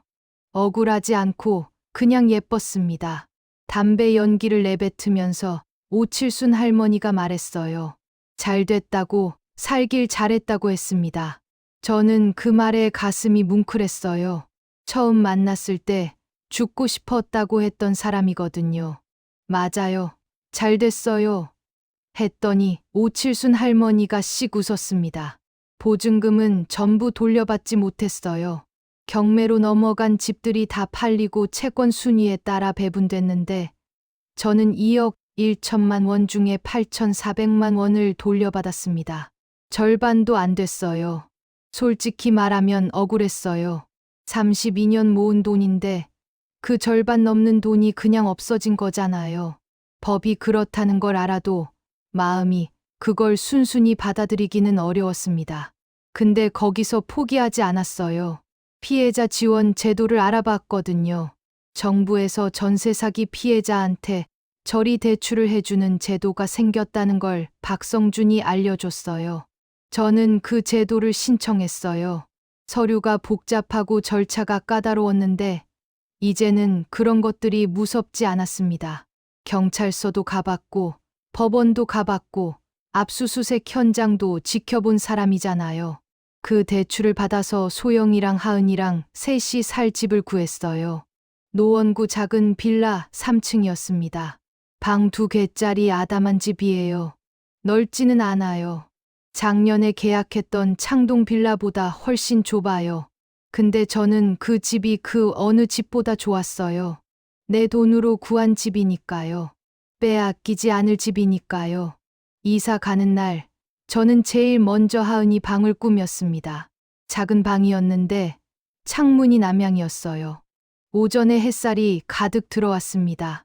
저는 하은이 침대를 햇살이 닿는 쪽으로 놓고 하은이가 좋아하는 토끼 인형을 침대 위에 올려뒀어요. 그러고 나서 방 한가운데 서서 햇살을 느꼈습니다. 작년에 계약했던 집 거실에서 햇살을 느끼던 그 순간이 떠올랐어요. 그때는 그 햇살이 내 것인 줄 알았는데 아니었거든요. 근데 지금 이 햇살은 진짜 내 것이었어요. 아무도 빼앗아 가지 못할 거예요. 눈물이 났어요. 이번엔 슬픈 눈물이 아니었습니다. 하은이가 새 방에 들어와서 두리번 하더니 토끼 인형을 발견하고 와 하면서 달려갔어요. 인형을 안고 침대 위에 올라가서 폴짝폴짝 뛰었습니다. 저봐, 폴짝폴짝 하면서 좋아했어요. 저는 웃으면서 침대에서 뛰면 안 된다고 했습니다. 하은이가 깔깔 웃으면서 한 번만요 했어요. 저도 같이 웃었어요. 그 웃음소리가 새 집 구석구석으로 퍼졌습니다. 아직 이삿짐도 다 풀리지 않은 빈집인데 그 웃음소리 하나로 집이 꽉 찬 것 같았어요. 집이라는 게 뭔지 그때 알았습니다. 네, 벽과 지붕이 집이 아니에요. 그 안에서 웃는 사람들이 집이더라고요. 소영이는 이혼하지 않았어요. 정우혁이 이혼 서류를 거둔 뒤로 둘이 어떻게 지내는지 저는 잘 물어보지 않았어요. 그건 소영이가 스스로 결정할 일이니까요. 엄마가 다 나서면 안 되는 게 있더라고요. 이번 일을 겪으면서 배운 것 중 하나가 그거예요. 자식 인생에 발을 다 들여놓으면 안 된다는 거요. 도와줄 수는 있어도 대신 살아줄 수는 없으니까요. 그래도 소영이가 가끔 문자를 보내왔어요. 정우혁이 요즘 집안일을 한다고요. 처음으로 설거지를 했다고요. 어색하지만 나쁘지 않다고요. 저는 그 문자를 읽으면서 고마웠어요. 정우혁한테요. 늦었어도 돌아와줘서요. 이기태는 재활 치료를 계속 받으면서 많이 좋아졌습니다. 오른쪽 발이 아직 완전하지는 않은데 혼자서 걸을 수 있게 됐어요. 천천히 걷기는 하지만 넘어지지 않고 걷습니다. 재활 치료 선생님이 이만큼 회복한 게 대단한 거라고 했어요. 저는 그 말을 듣고 이기태한테 당신 원래 몸이 튼튼한 사람이라고 했습니다. 저는 그 말을 믿었고 이기태도 그 말을 믿으면서 치료를 버텼어요. 어느 날 저녁 이기태가 저한테 말했습니다. 요즘 자꾸 생각한다고 했어요. 뭐려? 했더니 제가 그 1년 동안 얼마나 힘들었을지를 자꾸 생각한다고 했습니다. 자기는 병원에 있었는데 저 혼자 경찰서 다니고 법원 다니고 기자 만나고 싸우는 동안 아무것도 못 해줬다고 했어요. 저는 잠깐 있다가 말했습니다. 당신이 살아있어 줬잖아요. 했어요. 이기태가 눈이 빨개졌습니다. 저는 계속 말했어요. 제가 싸울 수 있었던 건 집에 돌아오면 당신이 있어서라고. 아무것도 없어도 당신이 있으니까 돌아올 때가 있었다고. 그게 얼마나 큰 건지 당신은 모른다고 했습니다. 이기태가 고개를 숙였어요. 눈물을 감추려는 거였습니다. 저는 모른 척했어요. 이 사람 자존심이 있으니까요. 오칠순 할머니는 요즘 달라졌어요. 피해자 모임 정기 모임에서 제일 활발한 사람이 됐거든요. 새로 들어오는 피해자들한테 경험을 나눠주고 서류 작성하는 것도 도와주고 법원 가는 것도 같이 가줍니다. 저보다 나이가 많은 분인데 저보다 에너지가 넘쳐요. 담배는 아직 피우는데 끊으라고 하면 이게 낙인데 어쩌냐고 합니다. 저는 웃으면서 마음대로 하시라고 해요. 어느 주말에 오칠순 할머니랑 같이 밥을 먹었어요. 오칠순 할머니가 찌개를 떠먹으면서 요즘 아침에 눈 뜨는 게 싫지 않다고 했습니다. 저는 그 말을 듣고 가슴이 뭉클했어요. 처음 만났을 때 죽고 싶었다고 했던 사람이거든요. 잘 됐다고 했더니 잘 됐다고 살길 잘했다고 했습니다. 우리 둘이 웃었어요. 봄이 깊어가고 있었습니다. 저는 요즘 아침마다 하은이 방에 들어가서 커튼을 열어줘요. 햇살이 쏟아져 들어오면 하은이가 눈을 비비면서 할머니 하고 불러요. 저는 하은이 머리를 쓰다듬으면서 일어나야 한다고 유치원 가야 한다고 합니다. 하은이가 싫다고 하면서 이불 속으로 파고들어요. 저는 웃으면서 이불을 살살 걷어줍니다. 그 시간이 좋아요. 그 아주 작고 평범한 시간이 저한테는 세상에서 제일 소중한 시간이에요. 32년 동안 새벽 5시에 일어나서 솥을 닦았어요. 남편 사업 뒤치다꺼리도 했고 사기도 당했고 경찰서도 다녔고 카메라 앞에도 섰고 법원도 다녔어요. 울었고 무너질 뻔했고 그래도 안 무너졌어요. 그 모든 게 결국 이 아침을 위한 거였구나 싶었어요. 하은이 방 햇살 속에서 저는 깨달았습니다. 인생이 저한테 가르쳐 준 게 뭔지요. 두 번째 봄은 첫 번째 봄보다 더 아름답다는 거예요. 한 번 다 잃어봤으니까요. 한 번 바다까지 내려가 봤으니까요. 그래서 지금 이 햇살이, 지금 이 웃음이, 지금 이 아침이 얼마나 귀한 건지 뼛속으로 알거든요. 저는 63이에요. 아니, 이제 64이 됐어요.